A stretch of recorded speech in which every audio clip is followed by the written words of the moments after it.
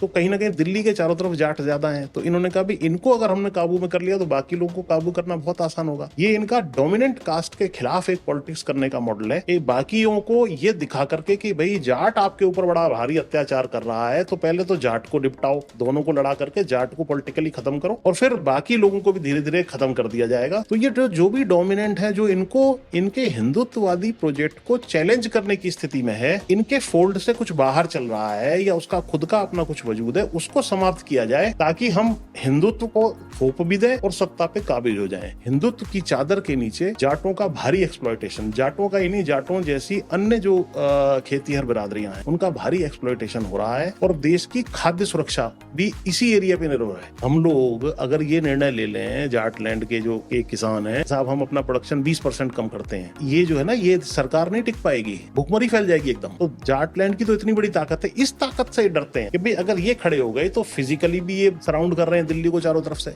और इनके हाथ में ये धान का कटोरा मानिए या गेहूं का कटोरा भी इन्हीं के हाथ में है, तो ये तो सारे देश के हाथ में कटोरा थमा सकते हैं, इतनी ताकत इनके अंदर है। लेकिन हमने कभी ऐसा काम नहीं किया। इतनी बड़ी कौम जो है उसको भी आप अधिकार नहीं देना चाहते, जो देश की रक्षा कर रही है, जो देश को खाद्य सुरक्षा दे रही है, जो मेडल ला रही है, जो फौज में भी, फौज का एक हमारा जो एवेन्यू था, अग्निवीर जैसी योजना ला करके 4 साल की नौकरी आपने दे दी। इसका मतलब आप फौज को भी इनडायरेक्टली कमजोर कर रहे हो। हिंदू राष्ट्र वास्तव में देश को छिन्न भिन्न कर देगा, ये मैं आपको बता रहा हूं। तो अब जाटों को यदि आइसोलेट करोगे, आरक्षण में भी खत्म करोगे, हमारी लड़कियों की भी इस देश में बेइज्जती होगी और हम फौज में चले जाते थे, वो एवेन्यू भी खत्म होगा, फसलों की कीमत भी हमें नहीं मिलेगी। तो हमने इसमें एक प्रस्ताव बनाया है। हमने कहा कि भाई जाट, ये सारा एरिया जो है, इसको with in the country Jats autonomous territory के रूप में हम मांग करते हैं। ये हमारा पहला कदम है और आपके माध्यम से मैं चेतावनी भी संघियों को देना चाहता हूं कि यदि आपने हिंदू राष्ट्र इस देश में घोषित किया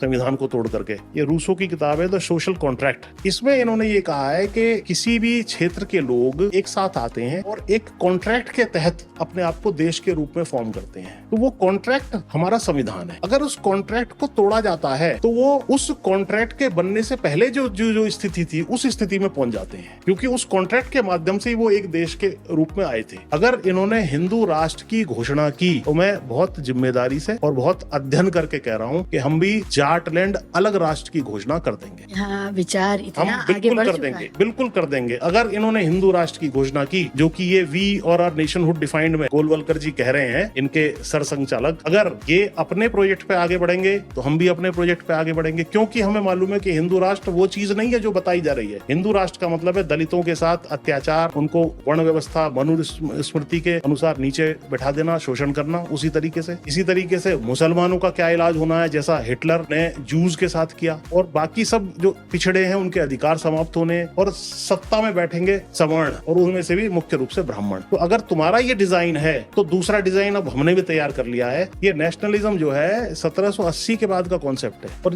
राष्ट्र बनता है संविधान के अनुसार, और संविधान को यदि आपने एक बार तोड़ दिया तो राष्ट्र उसी दिन खत्म हो जाता है। उसके बाद फिर बैक टू दी जो जिस पोजीशन में था वो पहुंच गया। देश जो बना है उसके अलग अलग कंपोनेंट्स जो हैं, वो कुछ शर्त तो होगी ना, भाई हम सब क्यों साथ हैं? क्या हम पहले भी साथ थे क्या सारे? यहाँ पर कहीं सिखों का राज था, कहीं पर राजपूतों का राज था, कहीं मराठों का राज था, दक्षिण में अलग अलग राज्य थे। ये सारे के सारे राज्य जो एक साथ आए हैं वो संविधान के अनुसार आए हैं, और संविधान से ऊपर कुछ भी नहीं है। भाई संविधान को तोड़ने का मतलब है आप देश को तोड़ रहे हैं। यहाँ देश में सिविल वॉर छिड़ जाएगा यदि हिंदू राष्ट्र की बात और ज्यादा आगे बढ़ाई गई, क्योंकि हिंदू राष्ट्र भी आपका प्रोजेक्ट सबको एक्सप्लॉइट करके और ब्राह्मणों की सत्ता कायम करना है। इसको हम होने नहीं देंगे। ब्राह्मणों के विषय में भी इन्होंने बड़ी तारीफ की है गोलवलकर ने अपनी किताब में। वो यही कह रहे हैं कि ब्राह्मणवादी शक्तियां ही ऊपर बैठनी है, वही सबसे बढ़िया प्रोजेक्ट है। मनुस्मृति लागू करनी है, वर्ण व्यवस्था लागू करनी है, तो वर्ण व्यवस्था में सबसे ऊपर कौन है? ब्राह्मण है, उसके नीचे क्षत्रिय, वैश्य, शूद्र और दलितों का कहीं अता पता है ही नहीं। तो ये जो प्रोजेक्ट चल रहा है बहुत डेंजरस प्रोजेक्ट है। चौधरी साहब, आप जब कह रहे हैं तो मुझे मतलब मैं अंदर से इतना ज्यादा हिल रही हूँ इस बात को सुन करके कि हमें 100 साल भी क्या हम अपनी जो अक्षुणता है, जो हमारी सॉवरेंटी है, उसको नहीं बचा पाएंगे क्या? तो हिंदुत्व धर्म में रह करके ब्राह्मणों की लाठी खाने से, अपनी लड़कियों की बेइज्जती कराने से, देखो लड़कियों की बेइज्जती नहीं करनी चाहिए। महिलाओं को हमारे कुचला जा रहा है, हमारे तमाम अधिकारों को कुचला जा रहा है, तो ये चीज तो हम बर्दाश्त नहीं करेंगे। तो हम पहला चरण में जाटलैंड ऑटोनोमस क्षेत्र की मांग करते हैं, और अगर तुमने हिंदुत्व राज घोषित किया यहाँ पर, तो हम लोग भी तुरंत जाटलैंड राष्ट्र घोषित कर देंगे।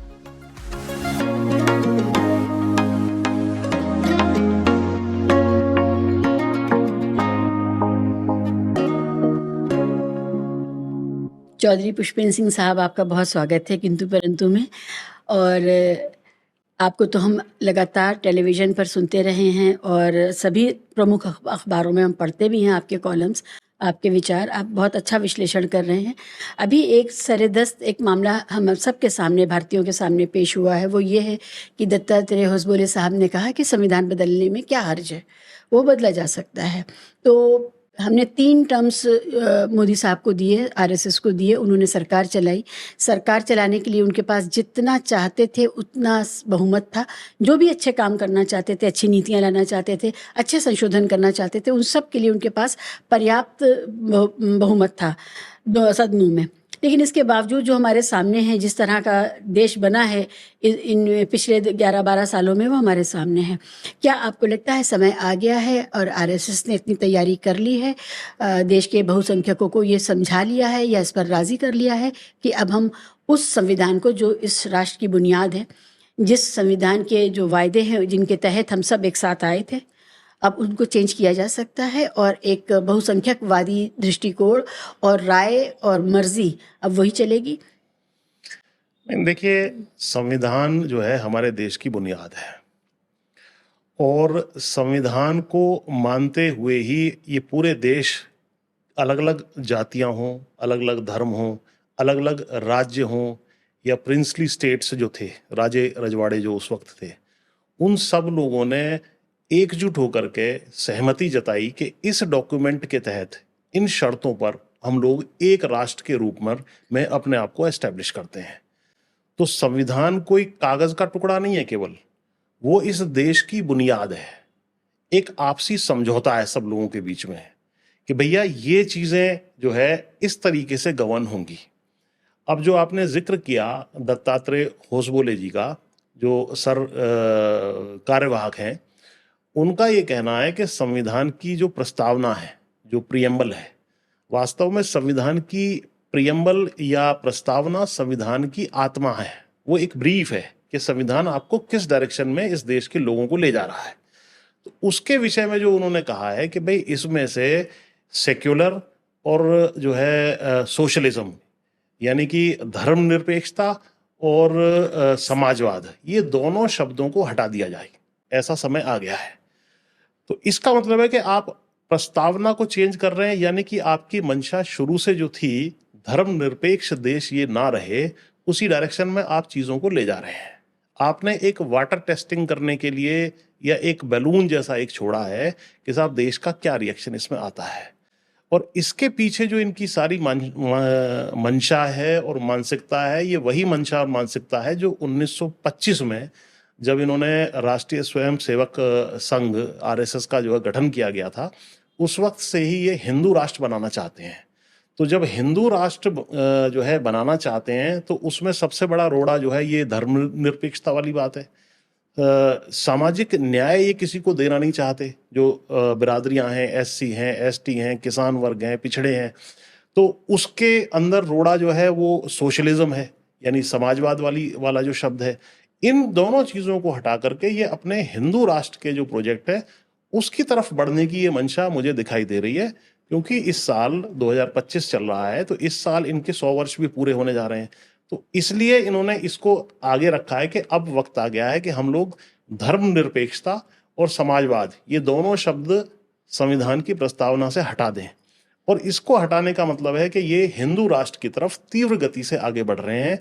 लेकिन अगर ये दोनों शब्द हटाते हैं और धर्मनिरपेक्ष ये देश नहीं बचता है, तो जो ओरिजिनल कॉन्ट्रैक्ट हमारा है और ओरिजिनल समझौता है, जो संविधान जिसको कहते हैं सभी लोगों के बीच में, वो कहीं ना कहीं बुनियाद है, सारे देश की बुनियाद है। देश की अखंडता अगर हमें जो है अक्षुण्ण रखनी है, उसको कंटिन्यूटी में रखना है, तो हमें संविधान के अनुसार चलना पड़ेगा। चाहे हिंदू हो, चाहे मुसलमान हो, चाहे सिख हो, चाहे ईसाई हो, चाहे पिछड़े हों, एससी, एसटी या और जितनी भी जातियां धर्म इस देश में हैं, तमाम समुदाय जो हैं, तो वो गवर्न होते हैं संविधान के माध्यम से ही। तो यहाँ संविधान के बेसिक जो स्ट्रक्चर है उसके ऊपर वार किया जा रहा है। और बार बार संविधान बदलने की बात इस चुनाव में भी कही गई। इसमें तो जो नारा ही इन्होंने दिया था वो 400 पार का दिया था। तो इनकी मंशा ये थी कि हम इतनी मेजोरिटी में आ जाएं कि इस संविधान को हटा करके हम अपना जो मनुस्मृति वाला है, वर्ण व्यवस्था है, जिसमें ब्राह्मणवादी शक्तियां ऊपर बैठेंगी और बाकी सब, चाहे पिछड़े हों, चाहे किसान हों, चाहे एससी हों, एसटी हों और दलित हों, उनको वही जो इतिहास में शोषण उनका होता रहा है, उसी व्यवस्था को ये लागू करना चाहते हैं। और मुस्लिम्स की तो कोई इसमें स्थान है ही नहीं। इस विषय में जो है मैं पिछले दिनों जब ये सब चीज़ें चली कि 2025 आ रहा है, तो ये वी और आर नेशन नोट डिफाइंड, मशहूर किताब है जी, ये किताब जो इनके दूसरे सरसंघ चालक थे गोलवलकर जी, उन्होंने लिखी है। ये इनकी आइडियोलॉजिकल जो है बाइबल है। तो इसमें से एक पैराग्राफ, पूरा इनका जो आइडिया है वो यही है, उसका एक पैराग्राफ मैं पढ़ के सुनाना चाहता हूँ। ये कहते हैं पहले चैप्टर 5 में कि भाई हिंदुस्तान वास्तव में केवल हिंदुओं का स्थान है। साफ इन्होंने कहा है, Hindustan is the land of the Hindus and is the terra firma for the Hindu nation alone to flourish upon. यानी हिंदू नेशन ही यहाँ पर रहेगा, ऐसा ये इसका चैप्टर 5 में कहते हैं। और आगे कहते हैं, what is to be the fate of those who today happen to live upon the land though not belonging to the Hindu race, religion and culture. और बाकी लोगों का क्या होना है जो यहाँ पर रहते हैं हिंदुओं के अलावा। तो उसके बारे में इन्होंने कहा है कि भाई या तो ये इन सब में जो है हिंदुओं के साथ मर्ज हो जाएं, और नहीं तो इनका कोई स्थान इसमें नहीं है। इस विषय में आगे ये लिखते हैं, इनको फॉरेन रेसेस कहते हैं, ये जो चाहे मुस्लिम्स विशेषकर और जो है ईसाई हों और कहीं ना कहीं जो अन्य अल्पसंख्यक हैं, इनके विषय में ये कहते हैं कि the foreign races in Hindustan must either adopt the Hindu culture and language, या तो हिंदू कल्चर और लैंग्वेज को आप लोग अडॉप्ट कर लीजिए। Must learn to respect and hold in reverence Hindu religion, Hindu religion का ही आपने सम्मान करना है, ये सीख जाइए।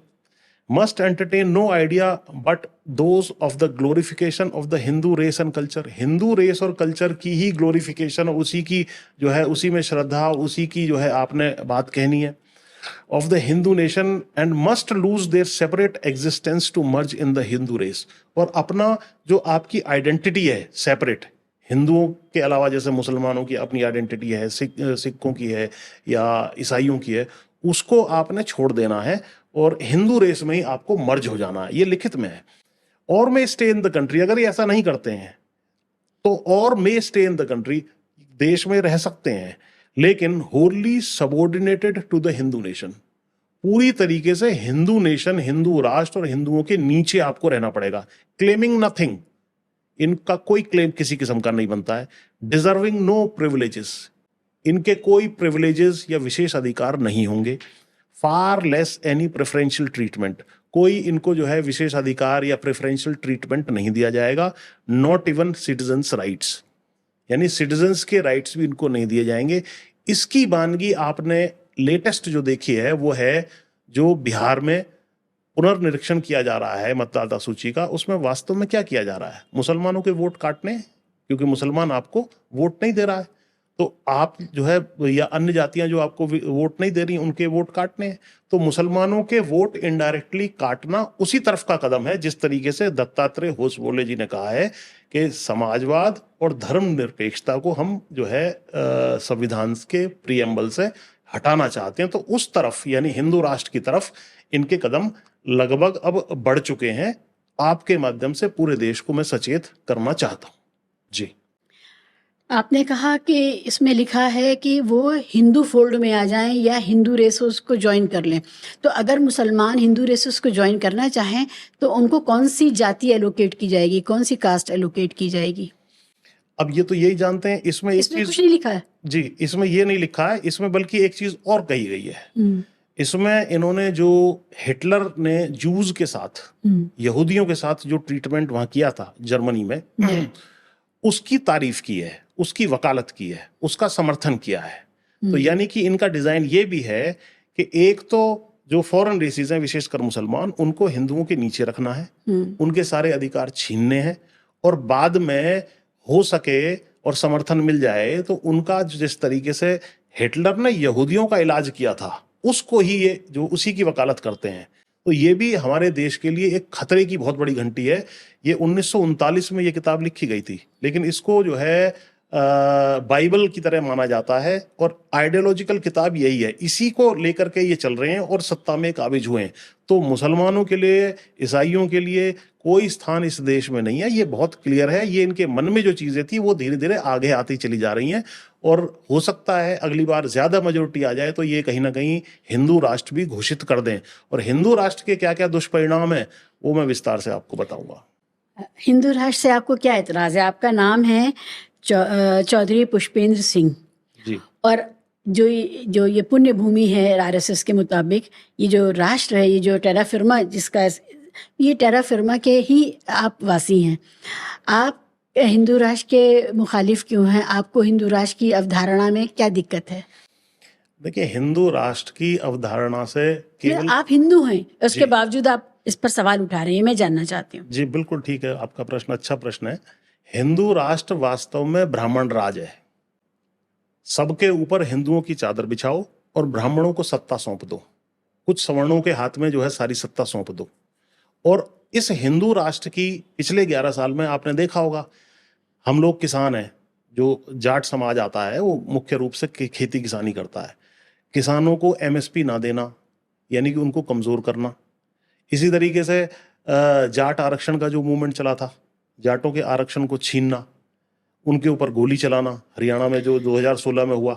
जब जाट आरक्षण हो रहा था और जब हिंसा भी हो गई तो मुझे ताज्जुब हो रहा था कि ये कैसे मुमकिन है कि जाट वर्सेस करवा दिया बीजेपी ने। क्योंकि हम तो ये मानते हैं कि भाई जो मजबूत पहचाने हैं हिंदुज़म के अंदर, उसमें जाट तो सबसे ऊपर की पहचान है। जी तो जाट के लोगों के बीच में जाट वर्सेस करा देना, बाकी लोगों के बीच में जाटों के प्रति नफरत करा देना, ये हुआ कैसे? क्या था ये? मुझे बताइए। आपने कहा आप जाट हैं, तो जी मुझे ऑथेंटिक जाट लीडरशिप और विचारक मिल गए, तो मैं सोच रही हूँ इसका मतलब ये पहली हल होनी चाहिए आज।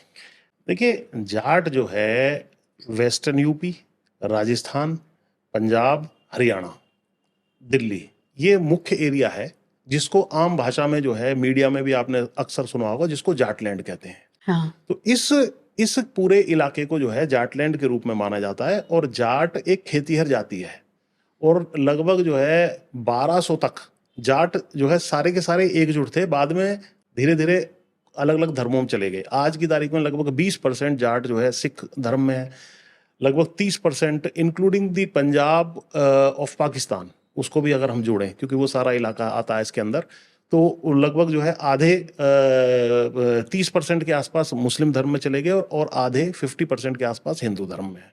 कुछ बिश्नोई धर्म में भी हैं, बिश्नोई में भी 80-90% जो है वो जाट ही हैं। तो ये सारा का सारा जो इलाका है, और हम लोग जो है यहाँ के प्रमुख भी हैं, संख्या में भी ज्यादा हैं, और एक डोमिनेंट कास्ट जिस तरीके से होती है हर जगह, लेकिन सबको साथ लेकर के लोकतांत्रिक मूल्यों में विश्वास करके, और खेतीहर है। और हिंदुत्व के फोल्ड से जाट कहीं ना कहीं अलग रहे हैं शुरू से ही। उनको हिंदुत्ववादी बना करके और एक सत्ता ऊपर से लेना और हिंदू राष्ट्र एस्टेब्लिश करना, ये इनका मकसद था कि जो डोमिनेंट कास्ट है यदि आपने उसको काबू में कर लिया तो बाकी जो छोटी कास्ट हैं, छोटी का मतलब है कि संख्या में कम है, जो इनसे लड़ाई नहीं लड़ सकती हैं, तो कहीं ना कहीं दिल्ली के चारों तरफ जाट ज्यादा हैं, तो इन्होंने कहा भी इनको अगर हमने काबू में कर लिया तो बाकी लोगों को काबू करना बहुत आसान होगा। ये इनका डोमिनेंट कास्ट के खिलाफ एक पॉलिटिक्स करने का मॉडल है कि बाकियों को ये दिखा करके कि भाई जाट आपके ऊपर बड़ा भारी अत्याचार कर रहा है, तो पहले तो जाट को निपटाओ, दोनों को लड़ा करके जाट को पॉलिटिकली खत्म करो और फिर बाकी लोगों को भी धीरे धीरे खत्म कर दिया जाएगा। यही मॉडल इन्होंने मराठा वर्सेस अदर्स करके महाराष्ट्र में अपनाया है, यादव वर्सेस अदर्स करके यूपी, जो वेस्टर्न यूपी छोड़ के बाकी यादव बेल्ट आ जाती है, यादव, और बिहार में ये मॉडल यूज करते हैं। पटेल वर्सेस अदर्स कर देते हैं गुजरात में, आदिवासी वर्सेस गैर आदिवासी कर देते हैं छत्तीसगढ़ और झारखंड में। तो ये जो भी डोमिनेंट है, जो इनको इनके हिंदुत्ववादी प्रोजेक्ट को चैलेंज करने की स्थिति में है और इनके फोल्ड से कुछ बाहर चल रहा है या उसका खुद का अपना कुछ वजूद है, उसको समाप्त किया जाए ताकि हम हिंदुत्व को थोप भी दें और सत्ता पे काबिज हो जाएं। तो इस प्रोजेक्ट के तहत ही इन्होंने जो है जाटों के साथ बड़े भारी अन्याय 10-11 साल में किए हैं। वही 10-11 साल जिनमें जितना भी परोपकारी कल्याणकारी नीतियां ला सकते थे लाए नहीं, और फिर ये जो तमाम हमने आंदोलन देखे, तमाम प्रोटेस्ट देखे, वो हमें इसी खित्ते से, इसी इलाके से आए हैं। जी खासकर ये मुझे याद है कि OROP के लिए को लेकर के कितनी ज़्यादा बुजुर्गों ने हमारे, जिन्होंने देश की इतनी बड़ी सेवा की, उनको इन्होंने, जबकि मुझे याद है कि मोदी साहब ने खुद वादा किया था कि हम OROP में पेंशन देंगे, जी वो उन्होंने नहीं दिया। और फिर उसके बाद OROP के बाद किसानों का आंदोलन हुआ, वो भी वहीं से आ रहा है।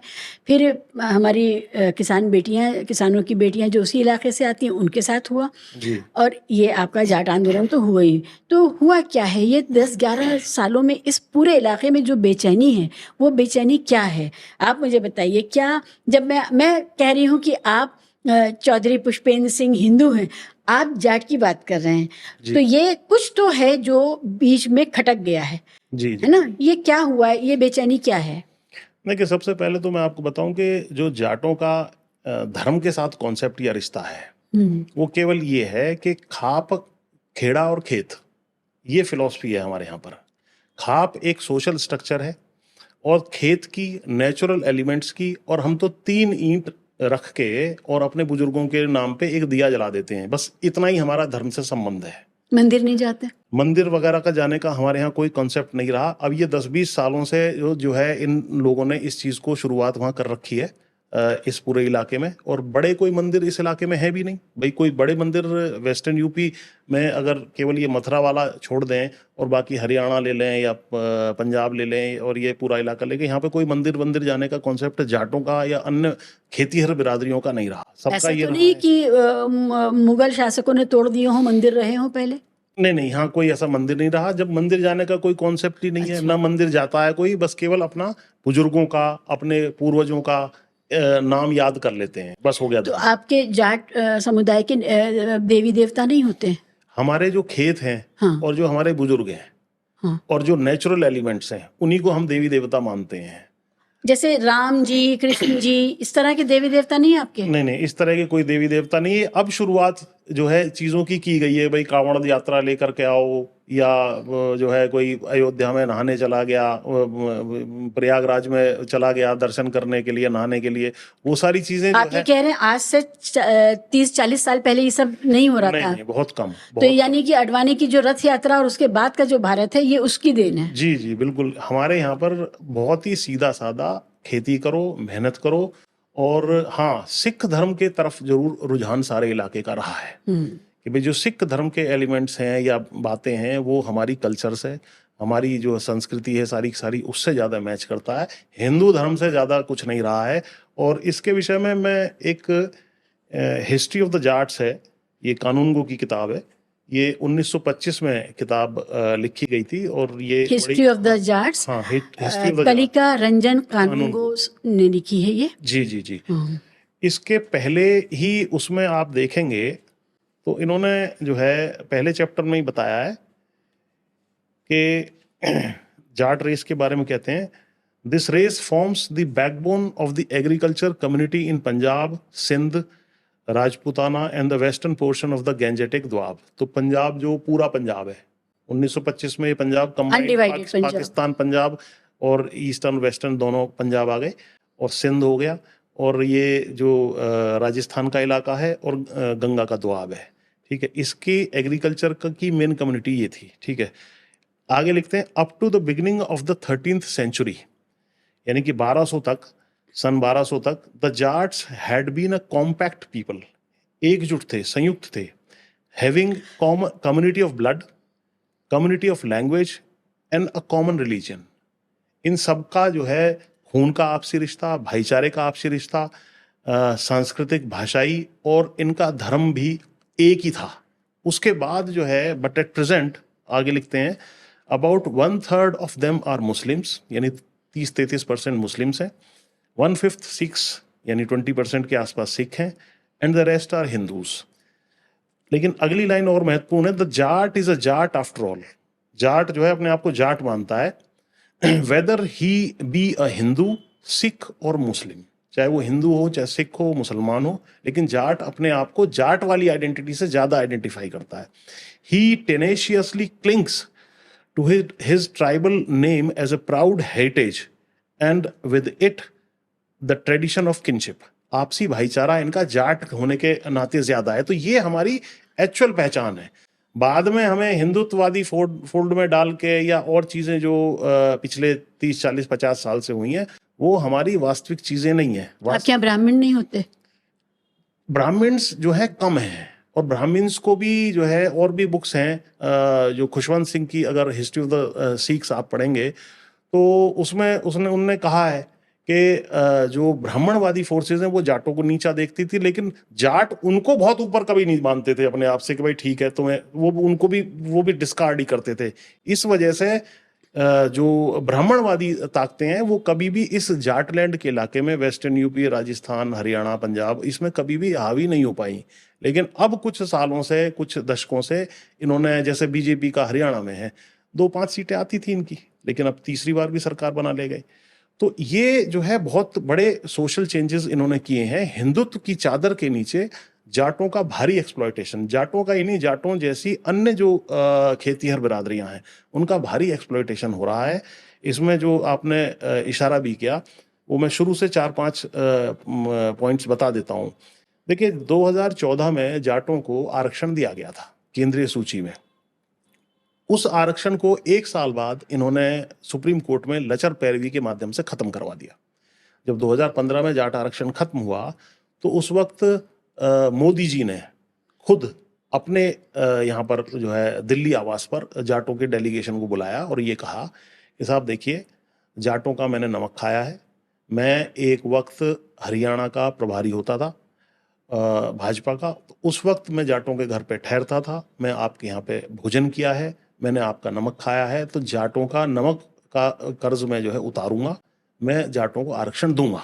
नरेंद्र मोदी साहब ने कहा, नरेंद्र मोदी प्राइम मिनिस्टर होते हुए एज ए प्रधानमंत्री आवास के अंदर।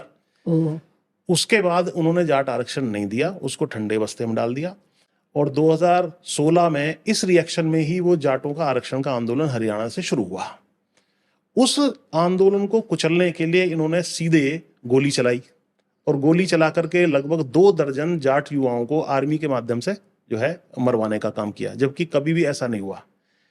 जो हिंदुत्ववादी फोर्सेस हैं, इनके 2 बड़े आंदोलन हैं, उसको मैं बता दूं उसमें इन्होंने क्या हल किया था।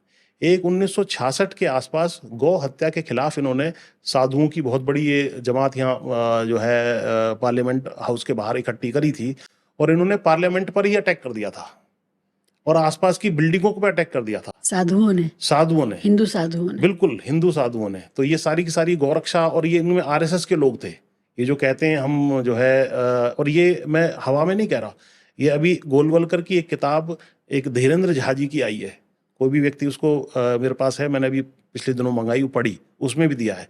तो इंदिरा गांधी उस टाइम जो है प्रधानमंत्री थी, इन्होंने जाकर के पार्लियामेंट पे अटैक कर दिया, आसपास ये ऑल इंडिया रेडियो वगैरह की जो किताब बिल्डिंग है उस पर अटैक कर दिया, 100 गाड़ियां इन्होंने फूंक दी। ये एक इनका आंदोलन है। दूसरा एक आंदोलन इनका, जब वीपी सिंह प्रधानमंत्री थे और इन्होंने आरक्षण ओबीसी का लागू किया, पूरे देश को इन्होंने जलाया। ये जो कहते हैं ना, और यहाँ और पूरे देश में कितनी आगजनी फैली, कितने लोग मरे, ये सारे देश ने देखा, उस टाइम के रिकॉर्ड्स भी हैं और सारी विजुअल्स भी उपलब्ध हैं। उसके कंपैरिजन में किसान आंदोलन कितना शांतिपूर्ण तरीके से पूरे दिल्ली के चारों तरफ चलता रहा, लेकिन इन्होंने उसको भी कुचलने का काम किया। तो ये जो है, ये जाट आरक्षण वाली बात हुई। तो जाट आरक्षण ना दे करके उसके बाद 2017 के यूपी के चुनाव से पहले, 2019 के लोकसभा चुनाव से पहले, 2022 के फिर यूपी के चुनाव से पहले अमित शाह जी ने अलग अलग जो है मीटिंग्स जाटों की बुलाई दिल्ली में, और ये कहा कि भाई जाटों को आरक्षण देंगे, इस बार दे देंगे, इस बार दे देंगे, हमें वोट दो। ये अभी तक कहा इन्होंने? ये 2022 तक कहा है इन्होंने, जाटों को आरक्षण देंगे। हाँ, लेकिन आज तक 11 साल हो गए, जाटों को आरक्षण नहीं मिला। इससे हमारा बहुत भारी नुकसान हो रहा है और हो चुका है। जाटों के बहुत सारे बच्चे जो अच्छे सरकारी जॉब्स में आ सकते थे वो नहीं आ पाए। बहुत सारी बड़ी यूनिवर्सिटीज़ में लाखों बच्चे जो हमारे एडमिशन पाके अच्छे करियर बना सकते थे वो नहीं हो पाया, क्योंकि ये जाटों को कहीं ना कहीं कमज़ोर करना चाहते हैं।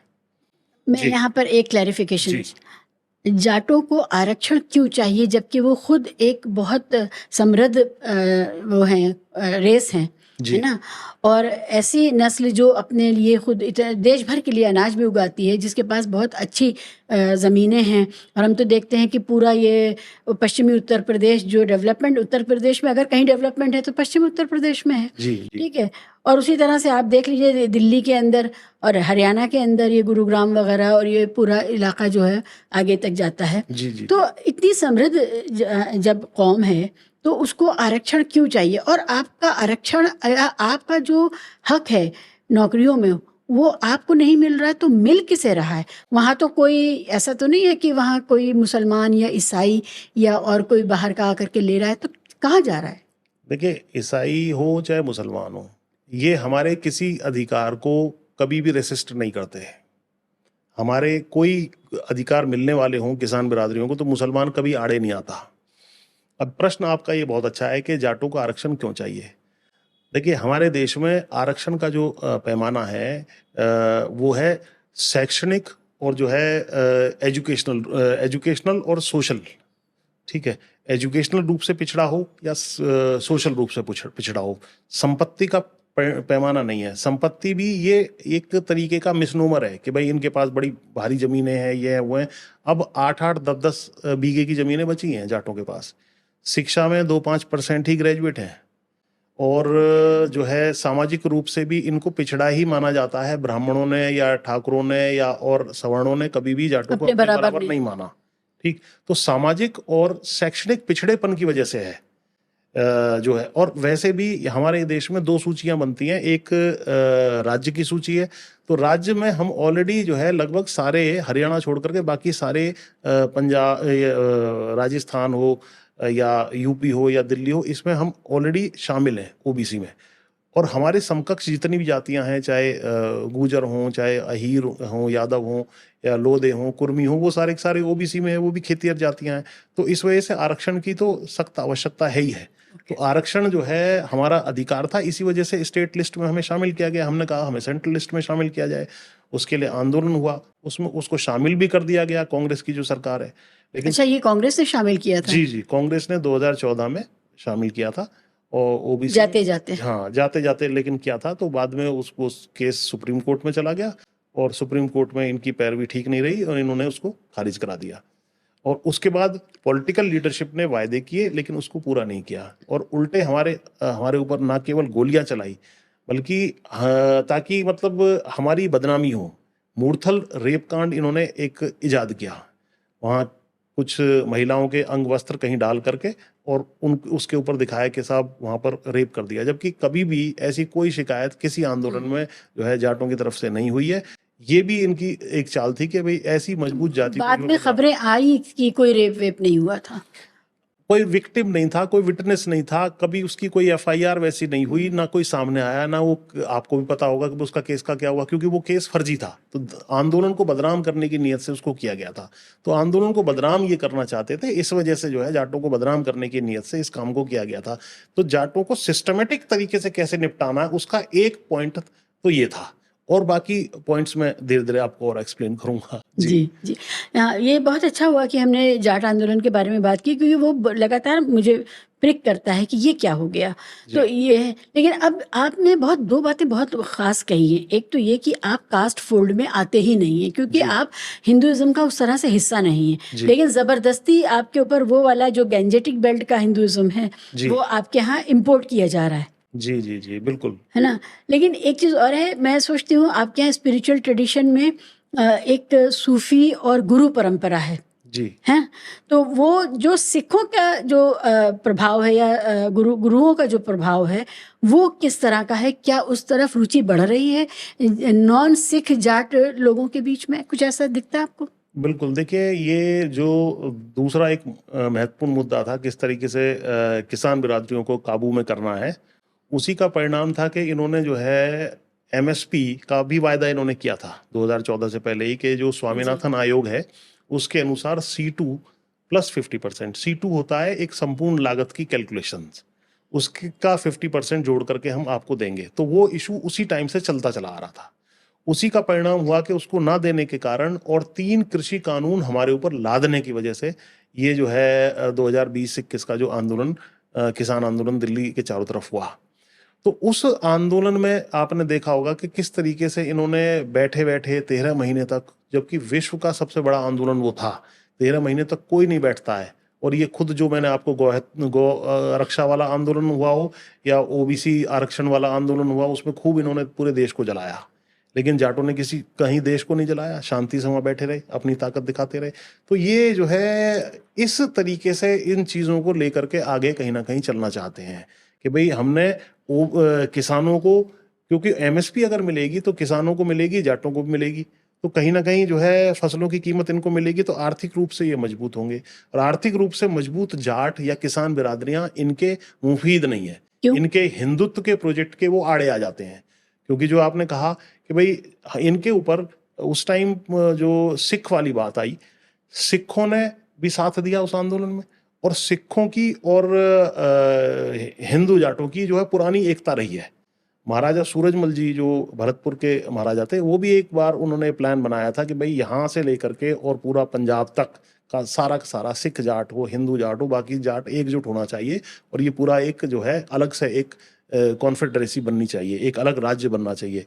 ये विजन इसमें हिस्ट्री ऑफ द जाट्स में उन्होंने बताया हुआ है कि भाई हाँ, तो ये पुराना विजन है। यानी ये सारी चीजें जो हैं वो हिंदू राष्ट्र की अवधारणा को आतंकित कर रही होंगी, डिस्टर्ब कर रही होंगी कि कभी जाट एक साथ ना आ जाएं, कि उसमें मुसलमान भी हैं, उसमें सिख भी हैं, उसमें विष्णोई भी हैं, और उसमें गैर सिख जो जाट हैं वो भी हैं जी। तो ये तो बहुत बड़ा कन्फेडरेशन है। जी, इसमें सिखों वाली जो बात थी उसको मैं आगे बढ़ा देता हूँ। तो सिख जो इसमें साथ आए, तो सिखों की एकता वो पुरानी रिवाइव हो गई।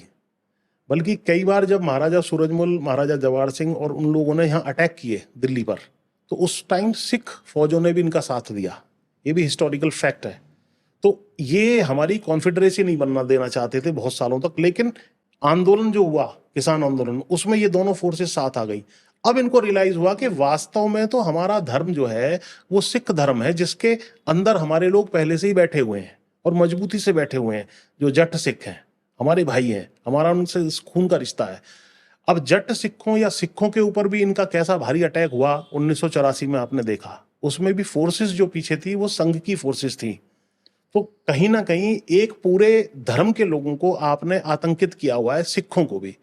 दूसरा, मुसलमानों पे जो अटैक हैं, चाहे वो गोधरा हो, चाहे वो अन्य चीजें हों, या बाबरी मस्जिद को ढहाना हो, वो सारा का सारा इनका प्रोजेक्ट है कि भैया ये सारे सारे इन लोगों को कमजोर करना है। तो जाटों को कमजोर करने के पॉइंट ऑफ व्यू से एमएसपी नहीं दिया गया, आरक्षण नहीं दिया गया।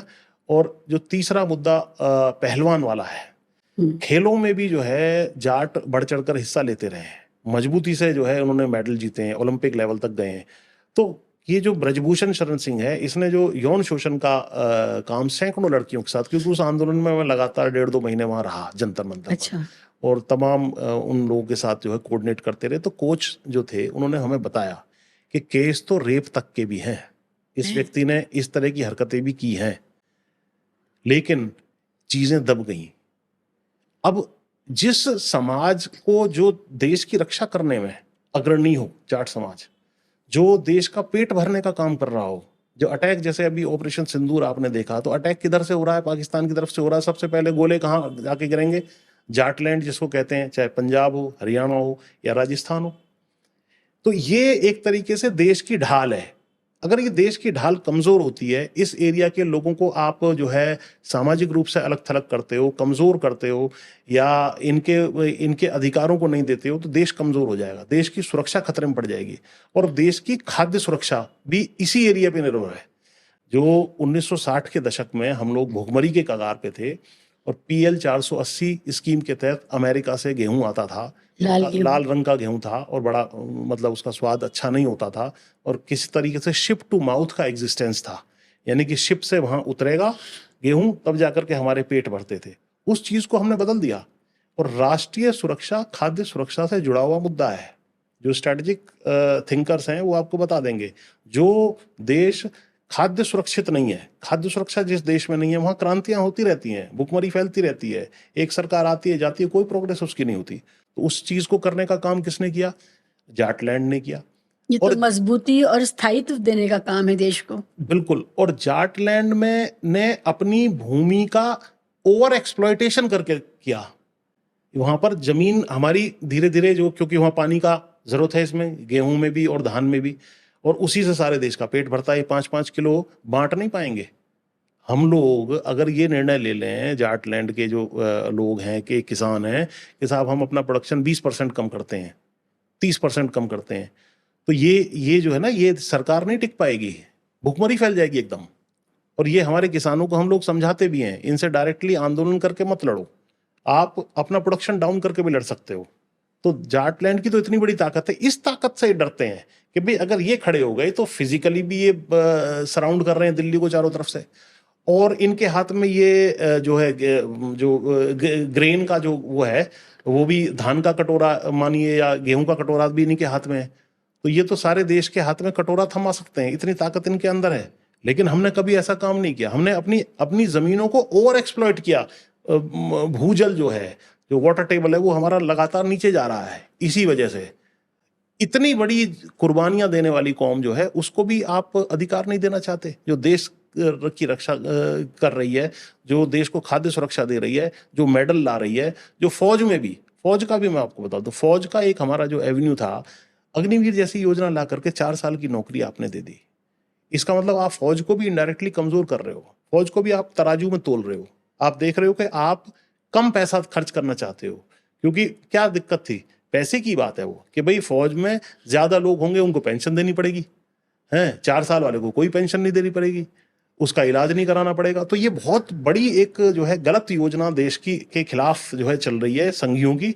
हिंदू राष्ट्र वास्तव में देश को छिन्न भिन्न कर देगा, छिन्न भिन्न कर देगा, ये मैं आपको बता रहा हूं। तो इनके जाट आरक्षण ना दे करके, एमएसपी या फसलों की सही कीमत ना दे के, हमारी बेटियों की बेइज्जती करके, अग्निवीर जैसी योजनाएं हमारे ऊपर लाद के, जाट आरक्षण में हमारे बच्चों को गोली मार के, ये जाटों को बर्बाद इसीलिए करना चाहते हैं कि जाट रेसिस्टेंस दे सकता है फ्यूचर में, जैसा वो हर आक्रांता को देता आ रहा है। जो पश्चिम से जितने भी आक्रमण होते थे देश के ऊपर, सबसे पहले उसको कौन झेलता था? वो उड़ीसा में थोड़ी लड़ाई होती थी, मध्य प्रदेश में थोड़ी लड़ाई होती थी, लड़ाई तो ये इसी पंजाब, हरियाणा और इसी इलाके में होती थी। पानीपत की तीनों लड़ाइयां इन्हीं इलाकों में हुई हैं। तो उस क्षेत्र को कमजोर कर दो तो ये सारे के सारे पूरा देश हमारे काबू में आ जाएगा। इस योजना का ब्लूप्रिंट जो कि मैंने आपको वी और नेशनहुड डिफाइंड में बताया, कि फिर हम धीरे धीरे जो है, जब ये काबू में आ जाएंगे तो फिर मुसलमानों का इलाज भी हम कर देंगे और बाकी लोगों का कर देंगे, और सत्ता पे सदा सदा के लिए संविधान को बदल के जो है सत्ता पे काबिज हो जाएंगे। ये प्रोजेक्ट इनका चल रहा है। जब आप ये सब बात बता रहे हैं और इस इलाके में किस तरह के आंदोलन और किस तरह की प्रताड़नाएं हुई जिनकी वजह से लोगों को मजबूर होकर के आंदोलनरत होना पड़ा, खासकर बेटियों का मामला, किसानों का मामला, उसमें मुझे याद आ रहा है अभी सांप्रदायिक हिंसा हुई अभी 2 साल पहले, जो पूरा ये गुरुग्राम का इलाका था जहाँ पर मल्टीनेशनल कंपनीज हैं, वहाँ पर जा कर के कोई मोनेसर यादव को आगे रख करके एक बहुत ही बदसूरत आंदोलन जैसा कुछ खड़ा किया गया। उस समय मैंने देखा कि जाट आइडेंटिटी अपनी बाकी सारी चीज़ें भूल करके एक साथ आई। उसमें मुसलमान भी थे, सिख भी थे और आप लोग भी थे।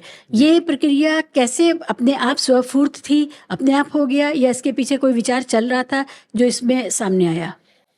देखिए, काफी दिनों से जाट इस बात को देख रहे थे कि कहीं ना कहीं हम लोगों को आगे करके और मुसलमानों से भिड़ा के, या कुछ जो खेतीहर जातियां उनकी बात कर रहा हूँ, उनके माध्यम से अपना उल्लू सीधा करने का काम जो है हिंदुत्ववादी आरएसएस की फोर्सेस करती आई हैं। तो जो ये नूह के दंगे की आपने बात की, नूह के दंगे में इन्होंने अपील की, जब वहां पर झगड़ा हो गया कि भाई जाटो आ जाओ, हमें बचाओ, हिंदू धर्म खतरे में है और हमारे ऊपर मुसलमानों ने हमले कर दिए हैं, या जो भी इन्होंने प्रोजेक्ट किया उसको, तो हमने जो खाप पंचायतें हैं उनके माध्यम से, मैंने भी और बाकी और तमाम किसान नेताओं ने भी, सबने अपील की, देखिए भाई इस झगड़े में आप लोगों को जाटो नहीं पड़ना है, किसानों आपको किसी हिंदू मुस्लिम के झगड़े में नहीं पड़ना है, आप लोगों ने ये झगड़ा शुरू किया है आरएसएस वालों, अब आप ही जाकर के इसको संभालो। और इसमें मैं आपको एक और बहुत स्पष्ट कर दूं कि यदि खेतीहर जातियां अपना हाथ पीछे खींच लें, तो ये जो हिंदुत्ववादी तथाकथित जो है ठेकेदार घूम रहे हैं ना, फर्जी हिंदुत्ववादी जिनको मैं कहता हूँ, आरएसएस की फोर्सेस, इनको तो मुसलमान ही मजा चखाने के लिए सफिशिएंट है। हम लोग साइड में हट जाएं, हम लोग उस झगड़े में ना पड़ें, तो मुसलमान खुद ही इनको देख लेगा। इनकी हिम्मत नहीं है मुसलमान की तरफ आंख भी जो उठा करके देखने की, लेकिन ये कहीं ना कहीं मूर्ख बना करके हमारे बच्चों को बरगला करके इस युद्ध में झोंकते हैं और अपने बच्चों को अच्छे संस्थानों में पढ़ाते हैं। तो ये जो चीज़ है, ये अब हम किसी हालत में भी इस हिंदू मुस्लिम वाली लड़ाई में कम से कम किसान जातियां हों, विशेषकर जाट हों, गुजर हों, इन लोगों को बिल्कुल, अहीरों को बिल्कुल नहीं पढ़ना चाहिए, क्योंकि ये लड़ाई आपको ही डिस्टर्ब कर देगी, खत्म कर देगी। अब जैसे ये जाटलैंड का ही हिस्सा है, ये सारा का सारा इलाका, गुड़गांव वाला, फरीदाबाद वाला, या वेस्टर्न यूपी, नोएडा, ये यहाँ पर आपका इन्वेस्टमेंट आता है, यहाँ पर बड़ी बड़ी कंपनियां हैं, यहाँ पर हमारे बच्चों को भी नौकरियां मिल सकती हैं। अगर इन्होंने इसको डिस्टर्ब कर दिया तो ये सारा इन्वेस्टमेंट लेकर के कहीं और चले जाएंगे, तो इससे हम और ज्यादा कमजोर हो जाएंगे। तो ये चीज भी इनके पास, इनके दिमाग में है। वैसे भी इस पूरे जाटलैंड में बड़ी फैक्ट्रियां ये इसलिए लगाते, भाई पाकिस्तान की तरफ से अटैक हो गया तो फैक्ट्रियों के ऊपर दिक्कत आ सकती है, तो इसलिए इन्वेस्टमेंट भी हमारे यहाँ नहीं होता है उतना ज्यादा। तो इसलिए भी हमें कम से कम खेती में कम से कम मजबूत करना चाहिए देश को, क्योंकि हम सबसे पहले झटका भी झेलेंगे युद्ध का, और फौज में भी हम लोग हैं, डायरेक्ट लड़ाई लड़ते हैं, और भोजन भी सप्लाई कर रहे हैं। तो उस क्षेत्र की रक्षा, और दिल्ली की ढाल है भाई, अगर जाट साइड में हट जाएं तो पाकिस्तान को कितना टाइम, जाट हैं, सिख हैं, ये सब खेतिहर जातियां अलग हट जाएं, कितना टाइम लगेगा पाकिस्तान को दिल्ली पहुंचने में। तो इस चीज को ये रियलाइज नहीं करते, ये सोचते हैं इनको यहाँ युद्ध होता ना चाहिए, व्यापार गुजरात के थ्रू हो, लेकिन यहाँ पर युद्ध की स्थिति बनी रहे, तो ये जो है कहीं ना कहीं डिस्टर्ब एरिया हो, लोग छोड़ छोड़ के जमीन भागें, और बाद में जमीन के ऊपर कब्जा इन लोगों का हो जाए, और जो फूड का बिजनेस है, जो भोजन है, वो कहीं ना कहीं जो है अडानी अंबानी के पास चला जाए। और अंबानी ने तो यहाँ बहुत बड़े बड़े गोदाम भी बना दिए हैं। अब सारा गेहूं जो है, जो एफसीआई खरीदती है, वो एफसीआई का कांटा नहीं लगता, वो सीधा सीधा उनके पास जाता है, वहीं से पर्ची बन के सीधे फैक्ट्री में जमा हो जाता है। तो अगर ये कीमतें सही नहीं दें तो धीरे धीरे हम लोग छोड़ने के लिए मजबूर हो जाएंगे। इसके साथ साथ ड्रग्स का बहुत बड़ा व्यापार इस पूरे एरिया में फैल चुका है। ड्रग्स के माध्यम से भी हमारे यूथ को जो है कमजोर करने की साजिश, नशे में डालने की साजिश, क्योंकि आरक्षण खत्म कर दिया आपने तो नौकरियों में नहीं जाएगा, अच्छी शिक्षा में नहीं जाएगा, खेती में आप पैसा देना नहीं चाहते, फौज में आपने 4 साल का कर दिया, और ड्रग्स का कारोबार यहाँ फैला दिया। तो ये मल्टीपल तरीके से जाटों के ऊपर, किसान बिरादरियों के ऊपर इनका हमला जारी है। तो इस चीज को हमें पहचानना है, और उसका काउंटर अब हमें इस देश में कहीं ना कहीं खड़ा करना पड़ेगा। आपने ड्रग्स का जो सवाल उठाया है, ये एक और हमारे गेस्ट आए, वो बिहार के नेता हैं, और उन्होंने बताया कि बिहार में इस तरह से ड्रग्स अवेलेबल कराया गया है। वैसे वो ड्राई स्टेट है, शराब नहीं मिलेगी, लेकिन ड्राई नशा जो होता है वो इतना इजी अवेलेबल हो गया है कि हमारे यहाँ जो बहुत जो सबसे प्रमुख समस्याएं हैं उसमें ड्रग्स सबसे बड़ी समस्या बन गई है। उड़ता पंजाब तो पंजाब का हाईलाइट हो गया, लेकिन उड़ता बिहार कोई नहीं बनाएगा, क्योंकि बिहार में किसी को इंटरेस्ट नहीं है। तो उन्होंने बिहार का बताया। केरल के लोग बता रहे हैं कि केरल में ड्रग्स हुए, और कश्मीर के लोग बता रहे हैं कश्मीर में। तो वो सभी जगहें जो बहुत महत्वपूर्ण है, स्ट्रैटेजिकली महत्वपूर्ण है, वहाँ ड्रग फैल रहा है। तो ड्रग्स से अपने बच्चों को बचाएं, बल्कि 9-10 साल की जो उम्र है उसी में अपने बच्चों को बताना शुरू करिए आप लोग कि ये ड्रग्स जो है वो किस तरह की बीमारी है, किस तरह की लानत है, और एक बार इसमें फंस गए तो कैसे मुश्किल हो जाता है। तो ड्रग्स के लिए जो हमारे आपकी उम्र के लोग नहीं, जो बिल्कुल शुरुआत, जो यंग पेरेंट्स हैं, वो अपने बच्चों को बताएं और उन पर ध्यान रखें, ये बहुत ज़रूरी है।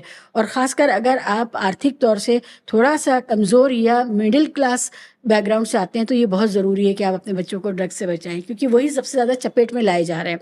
बिहार में तो यही हुआ है। 17-18 साल के बच्चे जो अभी कानूनी तौर पर ब्लड डोनेट नहीं कर सकते, वो ब्लड अपना बेच के डोनेट करके ड्रग्स कर रहे हैं बिहार में।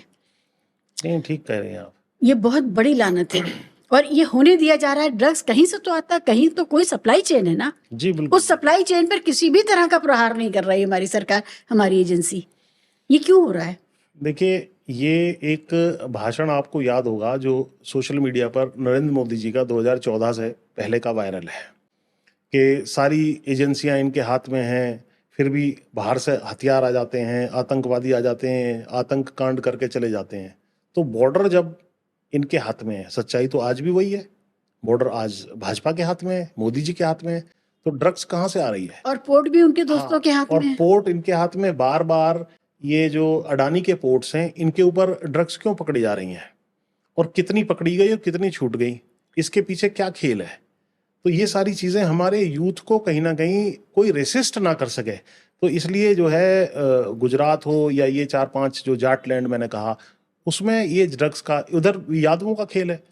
भाई उधर यादवों को बर्बाद करना है बिहार में और यूपी में, ताकि ये कमजोर हो। देखिए, रेसिस्टेंस करने वाली जो भी जातियां हैं उनके खिलाफ पॉलिटिक्स यहाँ करनी है।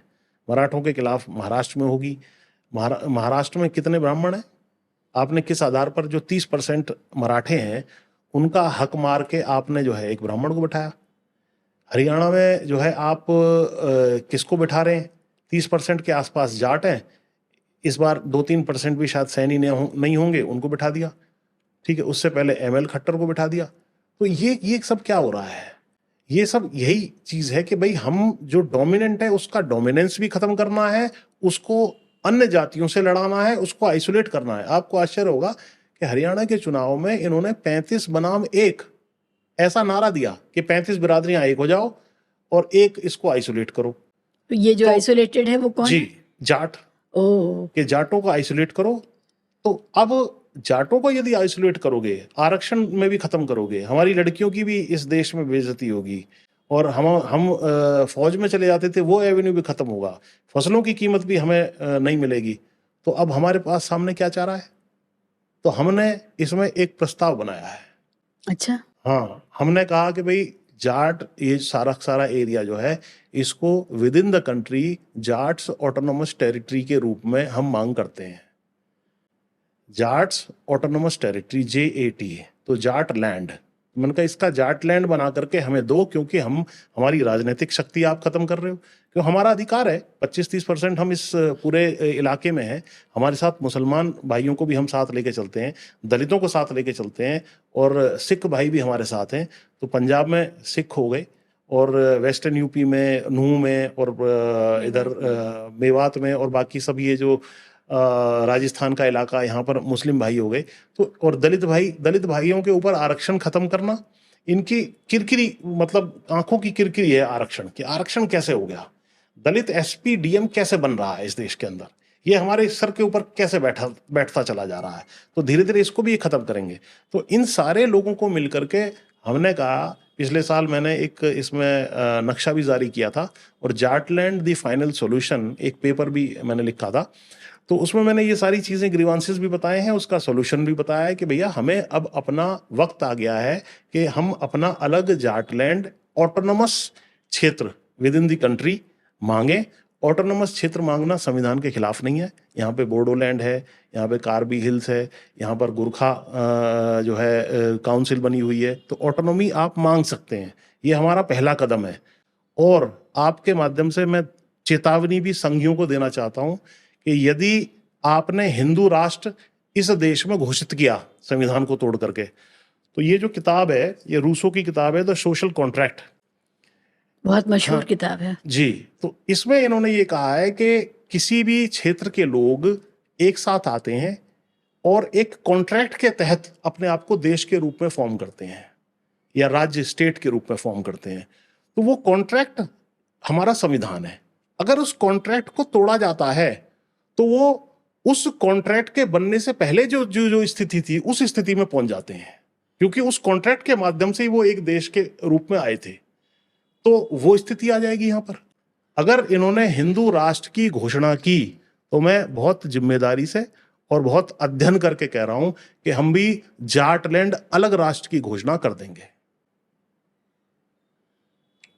यहाँ विचार हम इतना आगे बिल्कुल बढ़ कर चुका देंगे, है। बिल्कुल कर देंगे। अगर इन्होंने हिंदू राष्ट्र की घोषणा की, जो कि ये वी और आर नेशनहुड डिफाइंड में गोलवलकर जी कह रहे हैं, इनके सरसंघचालक जो रहे उस टाइम दूसरे नंबर के, अगर ये अपने प्रोजेक्ट पे आगे बढ़ेंगे तो हम भी अपने प्रोजेक्ट पे आगे बढ़ेंगे। क्योंकि हमें मालूम है कि हिंदू राष्ट्र वो चीज नहीं है जो बताई जा रही है। हिंदू राष्ट्र का मतलब है दलितों के साथ अत्याचार, उनको वर्ण व्यवस्था मनुस्मृति के अनुसार नीचे बैठा देना, शोषण करना। उसी तरीके से किसान बिरादरियों का कैसे शोषण हुआ, मैंने एक एक करके जाटों का एग्जाम्पल दे करके आपको बताया। इसी तरीके से मुसलमानों का क्या इलाज होना है, जैसा हिटलर ने जूज के साथ किया। तो और बाकी सब जो पिछड़े हैं उनके अधिकार समाप्त होने, और सत्ता में बैठेंगे सवर्ण, और उनमें से भी मुख्य रूप से ब्राह्मण। तो अगर तुम्हारा ये डिजाइन है तो दूसरा डिजाइन अब हमने भी तैयार कर लिया है। हम इस देश के मराठों से कहते हैं कि आप अपने साथ बाकी लोगों को लो। इसका काउंटर जो है देशवासियों को समझना पड़ेगा, कैसे काउंटर होगी ये फिलॉसफी। जो मजबूत जाति है उनके साथ बाकी लोगों को लगना पड़ेगा। तभी ये देश सुरक्षित होगा। वरना ये हिंदू राष्ट्र की जो इनकी फिलॉसफी है, ये दत्तात्रेय होश बोले वैसे ही नहीं कह रहे, ये डिजाइन है इनका कि सिक्युलरिज्म खत्म कर दो, सोशलिज्म खत्म कर दो। सोशलिज्म क्या है? जो राहुल गांधी ने बात कही है कि भैया हम जातिगत जनगणना करा करके और जिसकी जितनी हिस्सेदारी संख्या है उतनी उसको हिस्सेदारी देने की बात कर रहे हैं। अब ये कहते हैं कि भाई हिस्सा तो सब हमारे पास रहेगा, कर्तव्य इनके पास रहेंगे, ये हमारे गुलाम के रूप में इस देश में रहने चाहिए। तो इस चीज को काउंटर करने के लिए इन्होंने पहले जो योजना बनाई कि भाई हम डोमिनेंट कास्ट को खत्म करें, चाहे जाटलैंड में जाटों को खत्म करें, महाराष्ट्र में मराठों को, यादवों को सब खत्म करें। तो मैं काउंटर एक स्ट्रेटजी देश के सामने और काउंटर आइडियोलॉजी रख रहा हूं कि इन जातियों के आसपास ही आप लोग कंसोलिडेट हो जाओ, यानी कि जाटलैंड में जाटों के आसपास हो जाओ, महाराष्ट्र में मराठों के आसपास हो जाओ, ताकि ये अपना जो प्रोजेक्ट है हिंदुत्व वाला उसको लाद करके आपका एक्सप्लॉयटेशन ना कर सकें। क्योंकि हिंदुत्व वाला प्रोजेक्ट आया तो देश का बाल्कनाइजेशन हो जाएगा, देश टुकड़ों में बट जाएगा, ये निश्चित है। इसके उदाहरण यूरोप ने देखे हैं। युगोस्लाविया का क्या हाल हुआ, चेकोस्लोवाकिया का क्या हाल हुआ, ये सारी की सारी ये मैं लाया हूं। ये हॉब्सबॉम की किताब है, नेशंस एंड नेशनलिज्म सिंस 1780। इसको आप पढ़ें। ये नेशनलिज्म जो है 1780 के बाद का कॉन्सेप्ट है और राष्ट्र बनता है संविधान के अनुसार। और संविधान को यदि आपने एक बार तोड़ दिया तो राष्ट्र उसी दिन खत्म हो जाता है। उसके बाद फिर बैक टू दी जो जिस पोजीशन में था वो पहुंच गया। तो जाटलैंड में तो जाट डोमिनेंट थे, खेतीहर थे, सबको साथ रहकर चलते थे। इसमें मुसलमान भी थे, दलित भी थे, सिख भी थे। तो फिर हम अपना जो है, अगर ये लोग हिंदू राष्ट्र इसके ऊपर थोपते हैं संविधान को तोड़ के, तो संविधान टूटा तो संविधान खत्म तो सब अपने अपने खुद मुख्तार हो जाएंगे, सोवरन एक तरीके से, तो देश टूट जाएगा। इसलिए भी हिंदू राष्ट्र का प्रोजेक्ट को यहीं दफन करना बहुत जरूरी है। इसी वजह से ये लड़ाई चल रही है कि ये जाटों को कमजोर करें, हिंदू राष्ट्र का प्रोजेक्ट ला दें, मराठों को कमजोर करें, यादवों को कमजोर करें और मुख्य डोमिनेंट जातियों को कमजोर करें। लेकिन अब हमने काउंटर स्ट्रेटेजी ये दे दी है कि भैया अगर तुम हिंदू राष्ट्र लाओगे तो हम भी जाटलैंड राष्ट्र का कॉन्सेप्ट इस देश के सामने रख देंगे। ये तो आरएसएस के लिए बहुत बुरी खबर है कि उनकी जो मंशा है आरएसएस के लोगों की, उनको आप समझ गए हैं, भाप गए हैं और आपने ऑलरेडी अपनी शर्तें सामने रख दी हैं कि अगर साथ रह सकते हैं तो संविधान एक शर्त है। संविधान को वाली शर्त अगर आपने तोड़ी या उसको कुरूप किया या उसको अंग भंग किया तो आप फिर उस ओरिजिनल पोजीशन में चले जाएंगे, 1947 से पहले की जो पोजीशन है। जी ये आप कह रहे हैं। देखिए, देश जो बना है उसके अलग अलग कंपोनेंट्स जो हैं, वो कुछ शर्त तो होगी ना भाई, हम सब क्यों साथ हैं? क्या हम पहले भी साथ थे क्या सारे? यहाँ पर कहीं सिखों का राज था, कहीं पर राजपूतों का राज था, कहीं मराठों का राज था, दक्षिण में अलग अलग राज्य थे। ये सारे के सारे राज्य जो एक साथ आए हैं वो संविधान के अनुसार आए हैं और संविधान से ऊपर कुछ भी नहीं है। और संविधान को तोड़ने का अर्थ है कि वो back to the same position हो जाएगी, उसी स्थिति में हम सब लोग पहुंच जाएंगे। जाति धर्म के आधार पर कोई किसी से ऊंचा नहीं होगा, ये संविधान की पोजीशन है। और इसमें बहुत स्पष्ट है हमारा मानना कि भाई संविधान को तोड़ने का मतलब है आप देश को तोड़ रहे हैं। और ये जो नीतियां जाटों के खिलाफ, मराठों के खिलाफ अपनाई है, मैं आपके माध्यम से देश को बताना चाहता हूँ ये सिचुएशन बहुत डेंजरस लेवल पे पहुंच चुकी है। मुसलमानों के वोट काटे जा रहे हैं बिहार में, मुसलमानों के वोट कटेंगे। उससे पहले यूपी में भी काटे गए, वो यूपी में कटे। इंडियन एक्सप्रेस की स्टोरी है, 15,000 वोट हर विधानसभा में काटे गए, यादवों के और मुसलमानों के। तो जो जातियां आपको वोट नहीं देती, आप उनके वोट काट रहे हैं, उनके साथ बुलडोजर के माध्यम से पेश आ रहे हैं। वो अगर थोड़ा बहुत कोई अपराध और लोग भी करते हैं, अगर इनसे हो जाए तो तुरंत जो है इसको गोली से उड़ा दिया जाता है। पूरी बस्ती का पर बुलडोजर चल रहा है, गोलियां चलाई जा रही हैं। इनको धार्मिक स्वतंत्रता जो संविधान गारंटी दे रहा है वो नहीं जो है करने दी जा रही है। तो ये जो चीजें हैं ये देश को डेंजरस डायरेक्शन में ले जा रही हैं। आपके माध्यम से मैं देश को ये भी चेतावनी देना चाह रहा हूं कि यहाँ देश में सिविल वॉर छिड़ जाएगा यदि हिंदू राष्ट्र की बात और ज्यादा आगे बढ़ाई गई। क्योंकि हिंदू राष्ट्र भी आपका प्रोजेक्ट सबको एक्सप्लॉइट करके और ब्राह्मणों की सत्ता कायम करना है, इसको हम होने नहीं देंगे। ब्राह्मणों के विषय में भी इन्होंने बड़ी तारीफ की है गोलवलकर ने अपनी किताब में। वो यही कह रहे हैं कि ब्राह्मणवादी शक्तियां ही ऊपर बैठनी है, वही सबसे बढ़िया प्रोजेक्ट है। मनुस्मृति लागू करनी है, वर्ण व्यवस्था लागू करनी है, तो वर्ण व्यवस्था में सबसे ऊपर कौन है? ब्राह्मण है, उसके नीचे क्षत्रिय है, वैश्य, शूद्र और दलितों का कहीं अता पता है ही नहीं। तो ये जो प्रोजेक्ट चल रहा है ये बहुत डेंजरस प्रोजेक्ट है।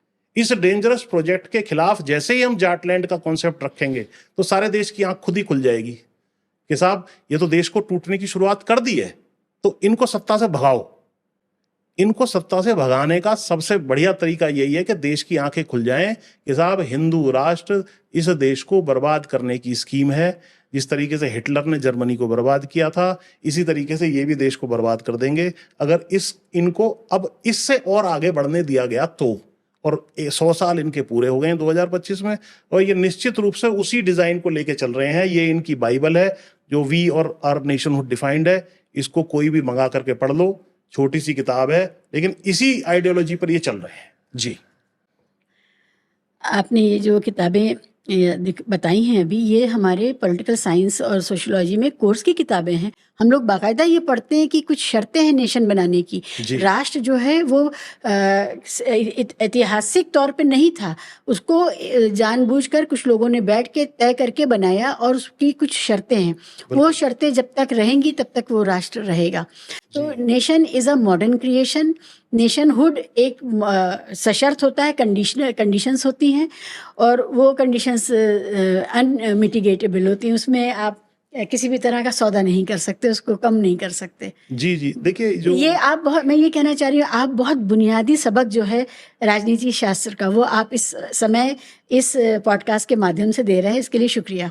जी जी, धन्यवाद। मैंने अभी जो आपको धीरेन्द्र झा जी की किताब बताई गोलवलकर की, तो उसमें भी बहुत स्पष्ट है इनका उद्देश्य। तो उसी वक्त 1947 से पहले जो इन्होंने आरएसएस का परेड करके और वो जो ड्रेस वगैरह बनाई थी और लाठी लेके चलते थे, इनका आर्म्ड रेवोल्यूशन करने का यहाँ पे इरादा था कि जैसे ही अफरा तफरी मचेगी, मुसलमानों के लिए अलग देश पाकिस्तान बन गया है, तो हम भी यहाँ पे आर्म्ड रेवोल्यूशन करके हथियारों के बलबूते पर हम लोग काबिज हो जाएंगे। और उसी कड़ी में इन्होंने महात्मा गांधी की भी हत्या करवाई जो गोडसे ने की। इन्हीं का आदमी था, बाद में उसको डिनाई करते रहे हमारा आदमी नहीं था, जबकि सच्चाई पूरी खोल करके उस किताब में उसमें बताई गई है, सबको पूरा पता है। तो ये तो चाहते थे कि आर्म्ड रिवोल्यूशन हम कर दें। इस विषय में इन्होंने आर्म्स की ट्रेनिंग शुरू की, अपने लोगों को हथियार इकट्ठे करने शुरू किए। तो ये लोकतंत्र पे विश्वास करने वाली ताकतें आरएसएस की नहीं है। ये तो जो है सिविल वॉर पैदा कर देंगे, लड़ाई झगड़ा पैदा कर देंगे, भाई को भाई से लड़ा देंगे, तो देश कहाँ जाएगा। और ये भी मैं आपको बता दूं, ये जितने भी बड़े बड़े नेता इनके हैं, इनके सबके बच्चे विदेश में पढ़ते हैं। ये कोई उनको भारतीय संस्कृति से लेना देना उनका नहीं है। ये तो केवल यहाँ से धन को कंट्रोल करना और अपने कुछ चेले चपाटों, अदानी अंबानी जैसे बड़े उद्योगपतियों के हाथ में सीमित करना, भोजन के रोटी को भी कंट्रोल करना, खेती किसानी को कमजोर करना, उधर तीसरा सेना को कमजोर कर देना। अब आपने देखा हो ये ऑपरेशन सिंदूर जो हुआ, बातें सब छन छन के सब सामने आ गई। पहले दिन ही 3-4 हवाई जहाज आपके जो है फाइटर जो है नीचे गिर गए, 5 की नुकसान हुआ। और उसके बाद उस चीज का खुलासा ना करना, ये ट्रांसपेरेंट ना होना भी लोकतंत्र के खिलाफ जाता है। सर्वदलीय बैठक में ये नहीं आए, जो स्पेशल सेशन बुलाने की बात आई थी पार्लियामेंट का, वो इन्होंने कहा। पार्लियामेंट के प्रति सरकार रिस्पॉन्सिबल है देश में, कोई देश इनके साथ खड़ा नहीं हुआ। ये देश को इतना कमजोर कर दिया कि विदेश नीति भी कंप्लीटली आपकी फेल हो गई। इतनी विदेश यात्राएं कर किसके लिए रहते, किसका हित हो रहा है उन विदेश यात्राओं से अगर देश का नहीं हो रहा है। बिल्कुल। और ट्रंप कह रहे हैं कि मैंने सीज फायर कराया। आपने वास्तव में जो कश्मीर का मुद्दा है उसका इंटरनेशनलाइजेशन और कर दिया और अपनी कमजोरियां एक्सपोज की कि हम यहाँ कमजोर हैं, और आपने पहले ही बता दिया कि हम यहाँ अटैक करेंगे। तो वो पहले ही सचेत था, उसने काउंटर अटैक कर दिया। तो ये जो सारी चीजें इस देश के अंदर हो रही हैं, सेना यहाँ कमजोर हो गई, किसान कमजोर हो गए, दलितों के आरक्षण का मामला खत्म कर दिया और अधिकार किसी का देना नहीं है, तो इससे देश का भला कहाँ होने वाला है। तो ये तो देश को खंडित करने की एक योजना और फिलॉसफी और आइडियोलॉजी है। आरएसएस की आइडियोलॉजी हिंदुत्व वाली है। ये इस देश में चल नहीं पाएगी किसी हालत में भी। इसके खिलाफ सबसे पहले हम ही बुलंद करेंगे अपनी आवाज। हमने कह दिया है कि अगर ये हिंदू राष्ट्र बनाएंगे तो पहला तो हमारा ये है कि भैया अभी हिंदू राष्ट्र बनने से पहले तो हमें अपना ऑटोनोमस क्षेत्र दे दो, और तुम अगर हिंदू राष्ट्र बनाओगे तो तुरंत हम उस ऑटोनोमस क्षेत्र को जाटलैंड राष्ट्र के रूप में जो है सामने रख देंगे। हम इस देश को बचाने के लिए ये बात सामने रखनी पड़ेगी कि अब मांग उठेंगी। हो सकता है कल को मराठे भी कह दें हमें आरक्षण नहीं दे रहे, बार बार वायदा कर रहे हो, हम अपना मराठा लैंड अलग लेंगे। दक्षिण के राज्य हैं, अभी परिसीमन की बात चल रही है। एक बहुत महत्वपूर्ण घटना जो आगे आने वाले समय में होने वाली है वो परिसीमन है। परिसीमन का मतलब डिलिमिटेशन, यानी कि ये क्या चाहते हैं कि दक्षिण में हम हार जाते हैं, दक्षिण से हमें लोकसभा की सीटें नहीं मिलती हैं, चाहे वो केरला हो, तमिलनाडु हो, कर्नाटक हो, आंध्रा हो या ये तेलंगाना वगैरह, ये सब मिला करके। तो इस 4-5 राज्यों की सीटें ही घटा दो, या अपेक्षाकृत जैसे 39 सीटें तमिलनाडु में हैं, यूपी में 80 सीटें हैं, तो 80 की 120 कर दो, उसकी 10-5 बढ़ा दो। तो ये इस तरीके से जब आप करोगे तो हो सकता है वो 4-5 राज्य मिलके कहें कि साहब हमारा तो दक्षिण लैंड अलग, साउथ लैंड अलग होगा। स्टालिन साहब ने बोलना शुरू किया इस पर। जी जी, ये बहुत चिंता का विषय बना हुआ है वहां पर दक्षिण के राज्यों में। और नॉर्थ ईस्ट में तो जिस तरीके से बांग्लादेश आज आपको आंख दिखा रहा है, वहां पर सारा चाइना आकर के धीरे धीरे बैठ गया है। आपकी विदेश नीति क्या क्या है? आपने सारे के सारे, चाहे वो नेपाल हो, भूटान हो, बांग्लादेश हो, श्रीलंका हो, मालदीव, वो सब आपको आंख दिखा देते हैं या आपके साथ नहीं खड़े होते हैं। पाकिस्तान से तो आपका पुराना झगड़ा चला आ रहा है। तो ऐसी स्थिति देश के सामने बहुत खतरनाक हालात हैं। ये हिंदू राष्ट्र की पट्टी बांध के अपने बच्चों को इस आंदोलन में और इस चीजों में, देश के हिंदुओं से भी मेरी अपील है कि ना डालें, अपने बच्चों को शिक्षा में भेजें, अच्छी नौकरियों में भेजें, विकास की बात करें, हिंदू मुस्लिम भाईचारे की बात करें। हम तो ये कह रहे हैं, एक मुसलमान को भगाने की ताकत इनके अंदर नहीं है। ये भी मैं आपको बता दूं, देश से एक मुसलमान को ये नहीं भगा पाएंगे, क्योंकि लेकिन उनके घर बुलडोज करके, उनको सड़क पे लाके, उनको नागरिक अधिकार उनके वोट करने के छीन करके, उनके कागजों के नाम पर उनको विदेशी बता करके, ये उनको किसी एक थर्ड क्लास सिटीजन तो बचा ही नहीं, थर्ड क्लास जीवन जीने के लिए मजबूर करने की कवायद तो शुरू हो चुकी है और वो आराम से चल रही है जी। और आप ये भी देखिए कि जो लोग इसको गलत मानते हैं उनके पास कोई शक्ति नहीं है, कोई सेना नहीं है, कोई गुट नहीं है जो जाकर के रोके और कहे कि नहीं ये मत करो, ये हमारे नागरिक हैं, ये हमारे देश के लोग हैं। तो ये बहुत हताशा पैदा करता है जब हम देख रहे हैं इतनी सारी खबरें आती हैं, रील्स आती हैं, आजकल हर जगह कैमरा है इस समय, तो मुसलमानों के घर भी छीने जा रहे हैं, उनके अधिकार भी छीने जा रहे हैं, उनके जो धार्मिक अधिकार हैं वो तो आप देख ही रहे हैं कि मस्जिदों में घुस करके जो मस्जिदों को जलाना और ये सब करना हो रहा है। क्या ऐसा है कि हम सब लोग एक साथ नहीं खड़े होते हैं इस गुंडागर्दी के विरोध में? क्यों होता है ऐसा? ये इन्होंने जो हिंदुत्व की चाशनी चटाई है सब लोगों को। 1990 का जो ये बाबरी मस्जिद का 1990-92 वाला जो हुआ था, उससे इस चीज की शुरुआत हुई थी। एक इनको विलन घोषित करना है। इनकी फिलॉसफी बहुत सिंपल है, एक पहले विलन ढूंढो, चाहे उससे देश कमजोर हो जाए, चाहे सामाजिक ताना बाना छिन्न हो जाए, एक विलन ढूंढो पहले, चाहे वो डोमिनेंट जाति हो, जाट जैसी, मराठा जैसी, यादव जैसी, या कोई ऐसा धर्म हो। मुसलमानों को चुनो, मुसलमानों को यहां से भारत खदेड़ना है। खदेड़ नहीं पाएंगे, ये मैं आपको बता रहा हूं, लेकिन उनका जीना इतना दुर्भर कर सकते हैं ये, जो करते चले जा रहे हैं। अब जैसे हम लोगों ने डिक्लेयर कर दिया यहाँ आपके सामने आज कि जाट लैंड में मुसलमानों के हित सब तरीके से सुरक्षित होंगे, सम्मानित तरीके से वो रहेंगे। ऑटोनोमस क्षेत्र जो हम मांग रहे हैं देश के अंदर, और यदि नौबत आई, इन्होंने हिंदू राष्ट्र घोषित किया, तो जनसंख्या में भी कोई कम नहीं है। सिख प्लस मुसलमान प्लस दलित प्लस जाट प्लस और अन्य गुजर जैसी बिरादरियां, जाट लैंड अलग दे दो भैया हमारा। और 35 बनाम 1 करके तो तुम कह ही रहे हो जाट तुम अलग हो। हमने तो ये भी यहां तक भी कहा है कि धीरे धीरे जाटों को, जो हमारा ओरिजिनल जो धर्म है वो सिख धर्म है, सिख धर्म की तरफ मुखातिब होना चाहिए। सिख धर्म बराबरी का धर्म है, जात पात वो उसमें नहीं मानी जाती है, सबका सम्मान करने वाला धर्म है।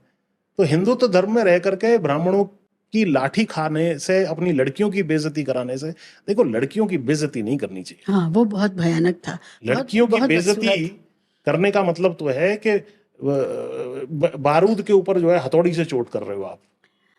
जाटों के ऊपर चोट जो आप कर रहे हो लड़कियों की। और मैं लड़कियों के बेइज्जती के विषय में भी एक बात कही थी, उन्होंने हमसे कंसल्ट नहीं किया, चुपचाप जाकर के वहां गंगा में मेडल बहाने चली गई। मैंने अभी चंडीगढ़ में एक जो है कॉन्फ्रेंस थी हिंदू मुस्लिम सिख भाईचारे की, उसमें कहा था कि इनको वहां नहीं जाना चाहिए था, इनको अकाल तख्त जाना चाहिए था। अकाल तख्त जाकर के ये अगर पहलवान बेटियां अपील कर देती हैं कि हमारे साथ अन्याय हुआ है, हमारी इज्जत आपके हाथ में है, और तो गुरुओं की फौज अपने आप ही जो है इसका न्याय कर देती है। और ये संगी तो कैसे हंसते रहे। वो लड़की मजाक उड़ाते रहे उनका। मजाक उड़ाते रहे, हंसते रहे, मजा लेते रहे और उसको बाहर नहीं निकाला।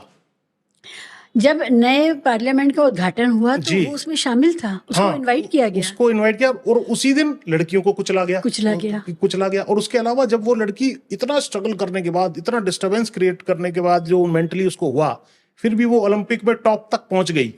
वहां तो भी षड्यंत्र हुआ। हाँ, वहां षड्यंत्र हुआ और जो 100 ग्राम वजन की वजह से उसको हटा दिया गया मेडल नहीं, तो संघी सबसे ज्यादा खुश हुए कि साहब अगर ये गोल्ड मेडल जीत जाती तो मजबूरी में मोदी की नाक कट जाती और मोदी को फोन करना पड़ता। उसमें चरित्र हनन ऐसा हुआ कि बहुत ज्यादा ऐसे ट्विटर पे वो थे, पोस्ट थे कि ये इस महिला ने मैं तो बोल ही नहीं सकती, बिल्कुल, जो बिल्कुल, मतलब मैं समझ गया। ऐसे 100 ग्राम कैसे बढ़ा, हाँ, इसके बारे में जो था। हाँ, जी जी जी, वो बहुत खराब था वो बहुत ज्यादा इन्होंने टिप्पणियां इस तरह की कि भाई इस वजह से इसका वजन बढ़ गया। हाँ। तो हमारी महिलाओं की बेइज्जती इस देश में हो रही है और सारा देश खड़ा नहीं हो रहा है। संघी जो है इसका वो ले रहे हैं, महिलाओं को हमारे कुचला जा रहा है, हमारे तमाम अधिकारों को कुचला जा रहा है। तो ये चीज तो हम बर्दाश्त नहीं करेंगे। तो हम पहला चरण में जाटलैंड ऑटोनोमस क्षेत्र की मांग करते हैं और अगर तुमने हिंदुत्व राज घोषित किया यहाँ पर तो हम लोग भी तुरंत जाटलैंड राष्ट्र घोषित कर देंगे। यही तुम्हारा डिफेंस, यही हमारा डिफेंस है और देश की जनता को समझाने का हमारा यही तरीका है।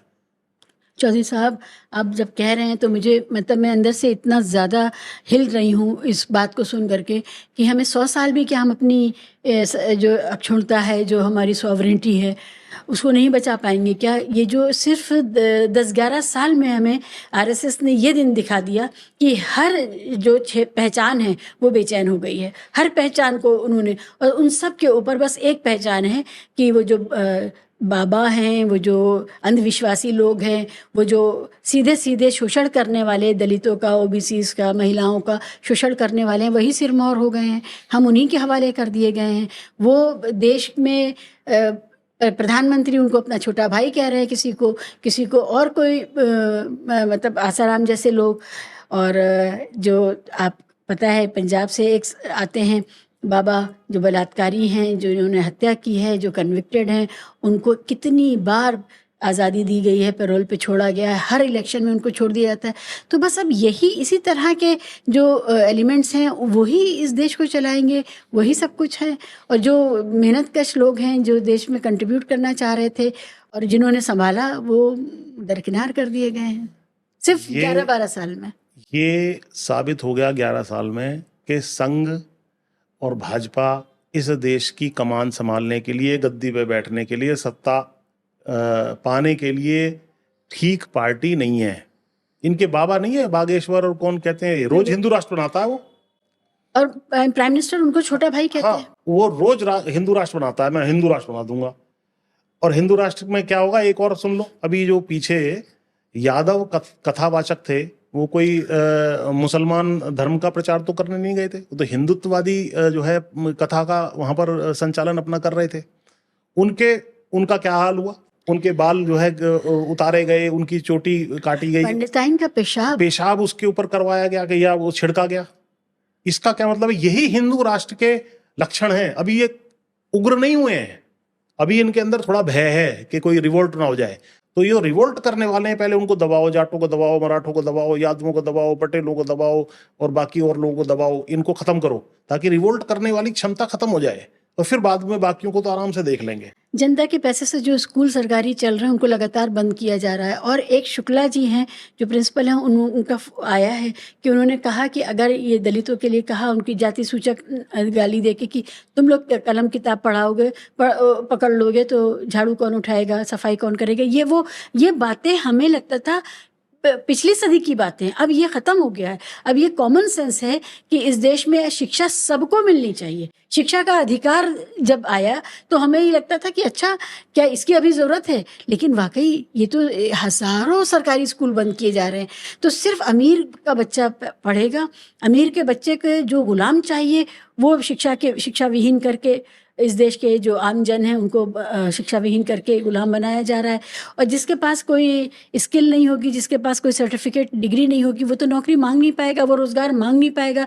तो रोज़गार जो मांग ही नहीं पाएगा तो ये जो सारे रोज़गार के लिए आंदोलन हो रहे हैं ये अपने आप ही ख़त्म हो जाएंगे। रोज़गार के लिए आंदोलन करने वाले तो काबिल एलिजिबल लोग होते हैं, वही करते हैं, जिनके पास डिग्री है, जिनके पास प्रशिक्षण है, जिनके पास स्किल है, वही मांगते हैं।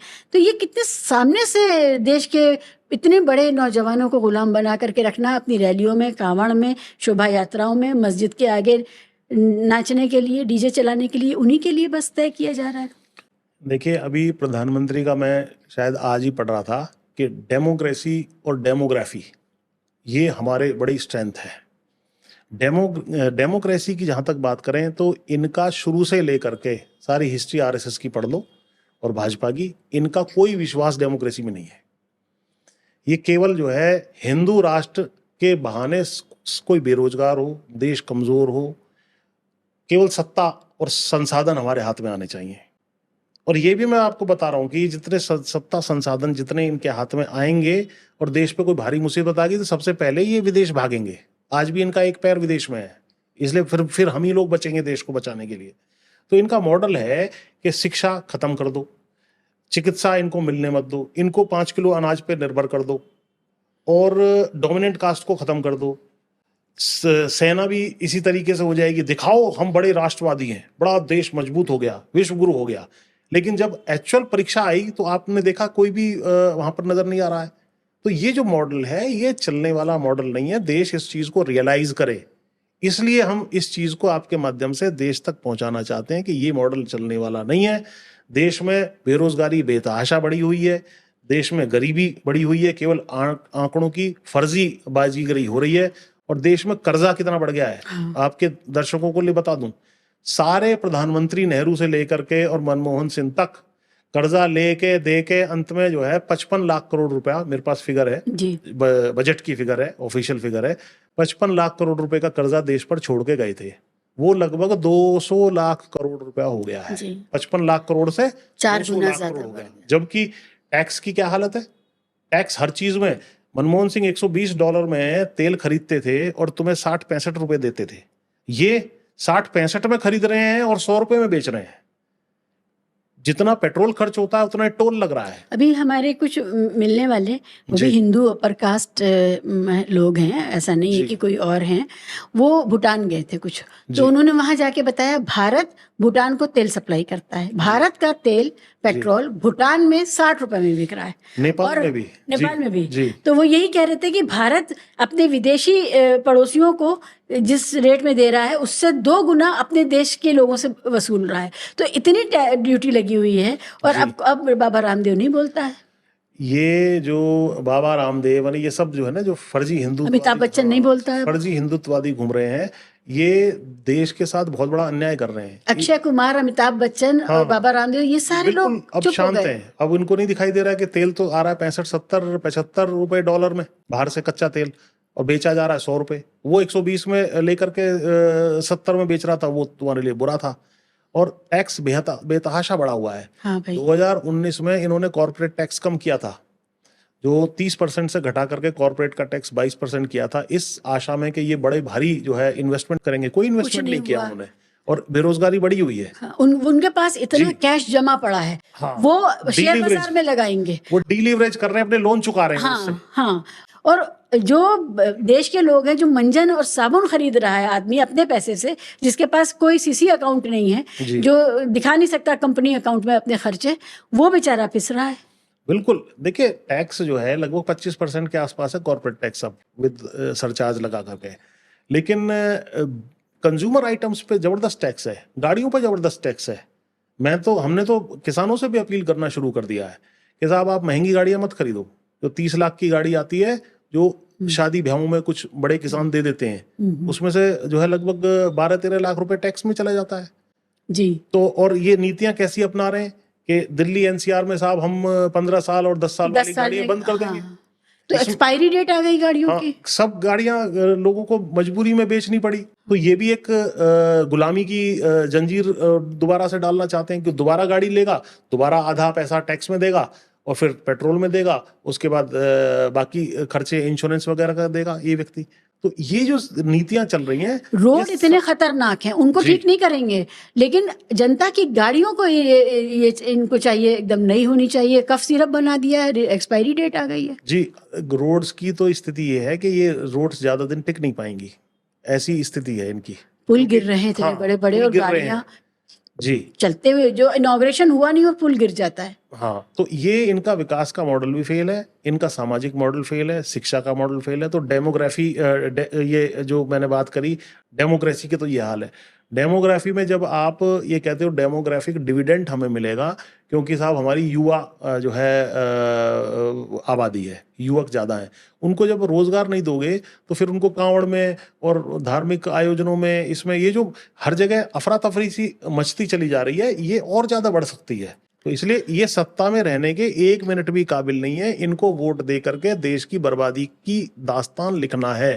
तो ये किसान जातियों को भी, मुसलमानों को भी, सिखों को भी, दलितों को भी, सबको, पिछड़ों को निपटाना चाहते हैं। इनको समझ लेना चाहिए, इनको वोट नहीं देनी चाहिए, वरना देश बर्बाद हो जाएगा। इसमें एक विरोधाभास है चौधरी साहब। जी उत्तर प्रदेश, बिहार, हिमाचल और राजस्थान के कुछ इलाके, आप मानिए मध्य प्रदेश, यहाँ पर जो मुसलमानों की लिंचिंग हुई है, जो ये सारा चल रहा है, सांप्रदायिक तमाशा चल रहा है, उसमें बढ़ चढ़ के यही पिछड़े लोग, यही SC जातियाँ हिस्सा लेती हैं और आकर के साथ देती हैं, और मंदिरों को, मस्जिदों को तोड़ना और ये सब करना, लिंचिंग करना, इसमें यादव वगैरह सब आते हैं। तो ये क्या हुआ है कि ये जिनको साथ आना चाहिए था वो यहाँ पर, अब मैं देख रही हूँ, अगर आप इस कॉन्शियसनेस की बात कर रहे हैं कि एक बहुत बड़ा जाट लैंड है, उसमें ये कॉन्शियसनेस है, अगर जाट, मराठा, डाउन साउथ, वहाँ पर इस तरह की आइडेंटिटी बेस्ड लामबंदी हो रही, जो क्षेत्रीय आइडेंटिटीज़ हैं, तो उसमें वो वहाँ चले जाएंगे। फिर ये जो सेंट्रल गैंजेटिक बेल्ट के, काऊ बेल्ट के जो लोग हैं, वो किसके हाल पे छोड़ दिए जाएंगे? और उनको ये समझ क्यों नहीं आ रहा है कि उनका इस्तेमाल इस तरह किया जा रहा है? उन सब की क्राइम की फाइलें बन रही हैं, उन क्राइम फाइल्स के बाद में मजबूरी रहेगी कि वो इसी सरकार को दोबारा लाते रहें, वोट देते रहें, वरना जेल जाने की नौबत आ जाएगी। तो क्राइम में जो शामिल करा के, आज आप देख रहे हैं ना कि हिंदू, कट्टर हिंदू होने का मतलब क्या है कि आप सड़क चलते क्राइम कर सकते हैं, आपको कोई रोकेगा नहीं। लेकिन वो जो फाइल बन रही है इन नौजवानों की क्राइम की, अब वो तो मजबूर हो जाएंगे इसी सरकार को बार बार लाने के लिए। दूसरी सरकार आएगी तो फाइल खुल जाएगी। तो इस डर से तो अब तो वो शिक्षा भी नहीं मांगेंगे, स्वास्थ्य भी नहीं मांगेंगे, रोजगार भी नहीं मांगेंगे, सिर्फ फाइल बंद रहे इसलिए आपके साथ जुड़े रहेंगे। तो ये जो पार्टनरशिप है प्राइवेट लोगों के साथ में, आप इस मॉडल को किस तरह देखते हैं? देखिए, अभी भी हमारे देश की खूबसूरती ये है कि बहुत ज़्यादा संख्या में डायरेक्ट इन एक्शन करने वालों में ये दलित, पिछड़े और बाकी लोग इनके साथ नहीं है। वोट देने की जहाँ तक बात है, उस चीज़ को भी हमें यहाँ पर खोलना आवश्यक है। वोट हरियाणा में नहीं दी, महाराष्ट्र में नहीं दी, एक संस्थान पर इनका कब्जा है, चुनाव आयोग। चुनाव आयोग जो अंपायर है, वो बहुत बड़ा रोल निभा रहा है चुनाव के नतीजों को परिवर्तित करने में, और ये भी एक क्रांति का सबब बनता है। जिस देश में जनता वोट कर रही हो कि भैया तुम बैठोगे, और बैठ रहा है सत्ता में दूसरा, तो जनता में रोष बढ़ता चला जाता है। हमारी भी बात लोगों से होती है तो वो कहते हैं भाई भाजपा वाले तो खुद ही कहते हैं हरियाणा में कि हमें पता नहीं कैसे सरकार बन गई, हमें मालूम ही नहीं कैसे सरकार बन गई। महाराष्ट्र में तो लोगों ने बैलेट से वोटिंग करानी शुरू कर दी और साबित कर दिया कि देखिए ये बैलेट वोटिंग से उसी क्षेत्र में जहां बीजेपी जीती है वहां वो बुरी तरह हार गई। जी, इसी रेफरेंस को मैं दे रहा था कि भैया ये जो डेमोक्रेसी की बात, मदर ऑफ डेमोक्रेसी विदेश में जा करके प्रधानमंत्री कहते हैं, डेमोक्रेसी है कहाँ जब आप संविधान को नहीं मानते। और चुनाव ही डेमोक्रेसी की एक तरीके से बुनियाद है कि चुनाव सही नहीं हुए, वोट जहां नहीं डालना चाह रहे हो वहां नहीं गई, जहां तो जैसे वो चंडीगढ़ का चुनाव था ऑन कैमरा, वो मेयर के चुनाव में जो जहां 30, 32, 35 वोट थी वहीं पकड़े गए। ये यहाँ करोड़ों वोटों की हेराफेरी करने के लिए तो ये जो स्पेशल रिव्यू कर रहे हैं बिहार में, उसका कारण यही है कि इनको शक है, डर है और आशंका है कि भैया मुसलमान प्लस यादव प्लस पिछड़े प्लस दलित मिलकर के इनको हरा देंगे। और हरा देंगे क्योंकि पहले ऑपरेशन सिंदूर की किरकिरी हो रही है, 75 साल वाला मामला सर पे लटका हुआ है प्रधानमंत्री के, तो कहीं ऐसा ना हो कि ये चुनाव में हार जाऊं तो फिर बहुत काम खराब हो जाए। तो यही काम इन्होंने हरियाणा में किया, जो है रद्दोबदल करना वोटर लिस्ट के अंदर, और फिर और आगे पीछे भी इसमें बड़ी गड़बड़ियां हैं। चुनाव की गिनती जब वोटों की होती है उस टाइम भी बड़ी गड़बड़ियां की जाती हैं। 240 सीट वास्तव में इनको नहीं आई, अगर फेयर चुनाव हो जाता तो 200 क्रॉस करने वाले ये नहीं थे। तो ये भी हमारे देश के लोगों को रियलाइज करना पड़ेगा कि फर्जी चुनावों के आधार पर टिका हुआ फर्जी लोकतंत्र ये इन्होंने बना दिया है। फर्जी लोकतंत्र अगर बना दिया है तो इसमें जो मीडिया का काम था, जी। जनता तक वो बात सच्चाई पहुंचे, उसका ये मीडिया का काम है। मीडिया को उनके जो कॉन्फ्लिक्ट ऑफ इंटरेस्ट जिसे हम कहते हैं जी। कि जो माइनिंग कर रहा है, जो देश के जंगलों को काट रहा है अपने फ़ायदे के लिए, जो देश में कृषि को ख़त्म करके और सारा अनाज अपने भंडारण गृहों में, साइलोज में भरना चाहता है, उसी का मीडिया है। और वही मीडिया ये बातें छुपाता है। तो ये जो साठगांठ है मीडिया और कैपिटलिस्ट और पॉलिटिकल रूलिंग क्लास की, इसको तोड़ने का आपने कोई सोचा है कि इसको कैसे किया जाए?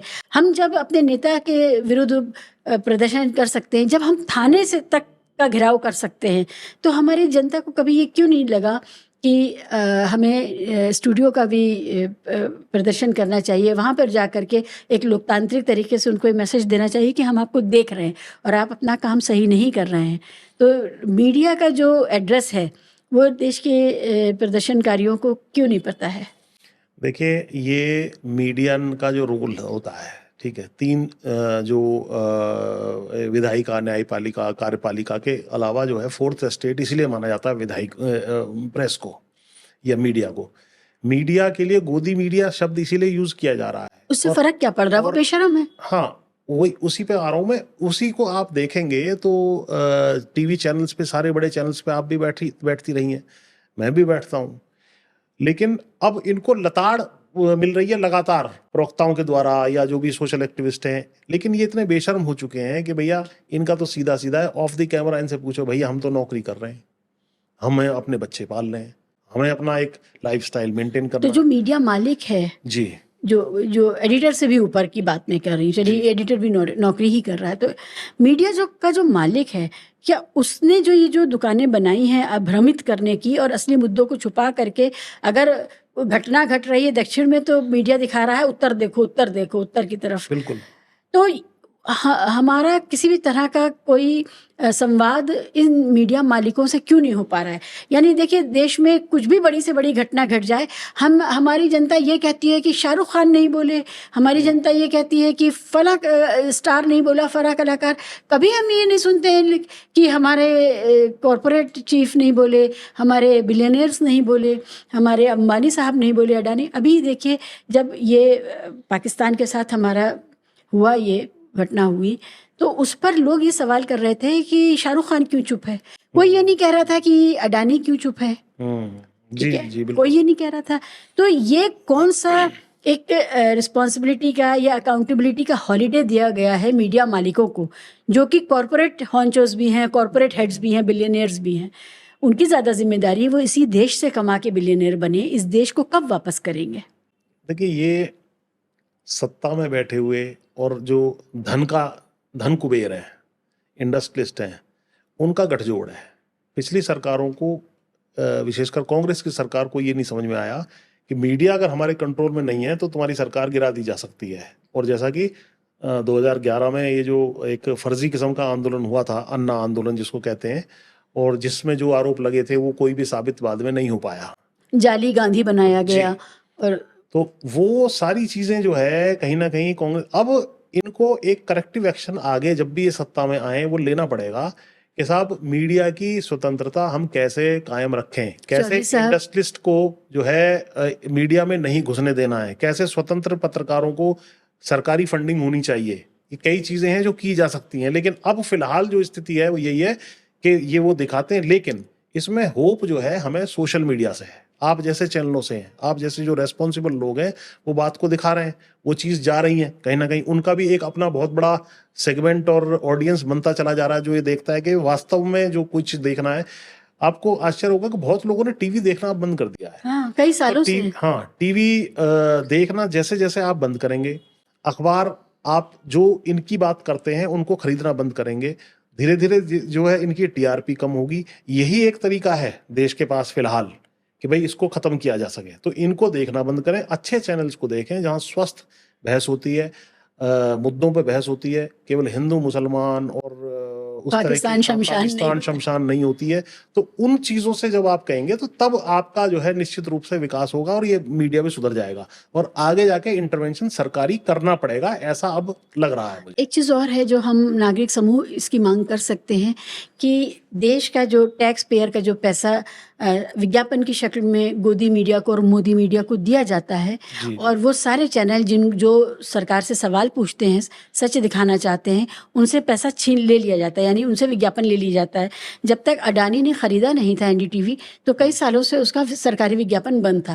तो सरकारी विज्ञापन में एक फेयरनेस होनी चाहिए, सबको मिले, इसलिए ज़रूरी है क्योंकि वो टैक्स पेयर का पैसा है। वो सरकार जो है वो किसी नेता के यहाँ से या आरएसएस से या मोदी साहब के किसी फंड से नहीं चल रहा है, वो सारा टैक्स पेयर का पैसा है, और वो टैक्स पेयर का पैसा सिर्फ और सिर्फ मोदी समर्थन करने वाले मीडिया को दिया जाता है विज्ञापन की शक्ल में, चाहे वो प्रिंट में हो चाहे वो इलेक्ट्रॉनिक में हो।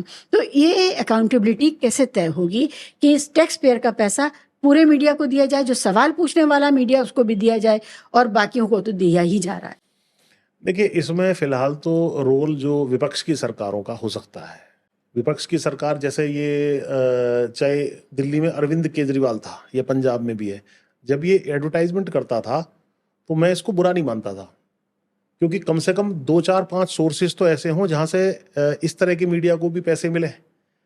और सरकारी मीडिया तो अभी आशा नहीं है मुझे, जब तक मोदी सरकार है, कि वो अपने विरोधियों को भी पैसा दिलवाएगी। उल्टे ये बंद करा देते हैं, उसका एडवर्टाइजमेंट बंद करा देते हैं, तुम्हारा एडवर्टाइजमेंट बंद हो जाएगा तो तुम्हारी नौकरी खतरे में पड़ जाएगी। एंकर अगर विरोध में बोले, तो कई एंकर हैं जिन्होंने यूट्यूब चैनल बाद में खोले हैं, बिल्कुल है। और जिन्होंने बाद में, और वहां वो अच्छा कर रहे हैं।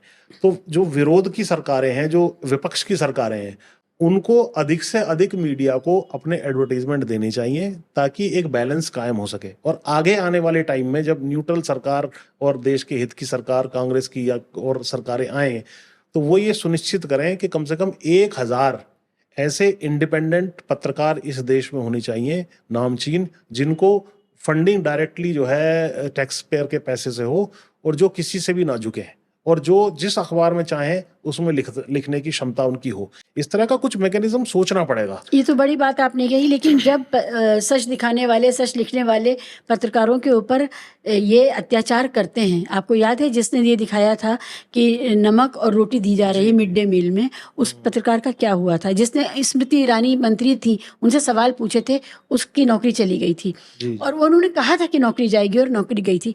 तब आप जैसे जो लोग हैं वो पत्रकार के साथ आया करिए, ये मेरी आपसे अपील रहेगी कि आप पत्रकारों का साथ दीजिए। पत्रकार जो लड़ाई लड़ रहे हैं वो देश की ही लड़ाई है, समाज की ही लड़ाई है। बच्चों की थाली में मिड डे मील में नमक रोटी है, ये किसके बच्चों के लिए था? ये इसी देश के बच्चों के लिए था ना। और वो अकेला लड़ा और अकेला गुजर गया वो पत्रकार। तो ये नहीं होना चाहिए पत्रकार। बिल्कुल, पत्रकारों का तो इसीलिए मैंने कहा कि जो अच्छे पत्रकार हैं, न्यूट्रल पत्रकार हैं, उनको डायरेक्ट फंडिंग अगर मिल जाए तो फिर उनको निर्भीक रूप से वो कर सकते हैं। उनको ये मालूम होता है कि मैं शहर में बैठा हूँ, मेरी किस्त है, गाड़ी की भी है, मकान की भी है, बच्चों की फीस है और खर्चे हैं, ये कहाँ से दूंगा, इसलिए वो दब जाता है कई बार।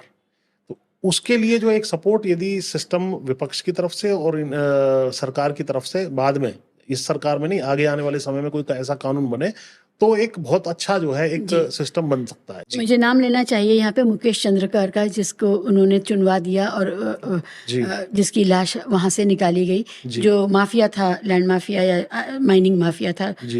तो ये उसके लिए कोई नेता नहीं गया वहाँ पर, विपक्ष का भी कोई नहीं गया। ये बहुत अफसोसनाक है। बिल्कुल, आप ये देखिए कि जो इनका एक मंत्री था टेनी, उसने, उसके लड़के ने 4-5 किसानों को वहां कुचल दिया, मतलब आ रहे थे ऑन कैमरा कुचल दिया, ऑन कैमरा। उसके बावजूद भी उसका टिकट नहीं काटा, कितनी बेशर्मी है।